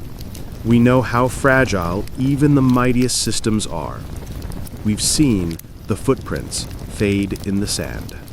So maybe, just maybe, we'll do it differently. Maybe we'll build the new highways with deliberate redundancy instead of ruthless efficiency. Maybe we'll spread the nodes instead of concentrating them. Maybe we'll remember that every connection is also a vulnerability, and every monopoly contains the seeds of its own bypass. The Phoenix is already airborne. Its wings are made of fiber and ice and starlight. Whether it soars higher than any empire that came before, or whether its shadow simply darkens another forgotten road, depends on the choices we make while its feathers are still growing. Thank you for walking the old roads with me. Thank you for listening to the silence where the bells used to ring. Now, look up. The new caravans are already moving, and this time we get to decide where they go. Safe travels, fellow explorers. The next great highway is waiting, and somewhere Ibrahim, Maria, Mahmoud, and Zhang are smiling, because they know the story never really ends. It just finds a new way to begin.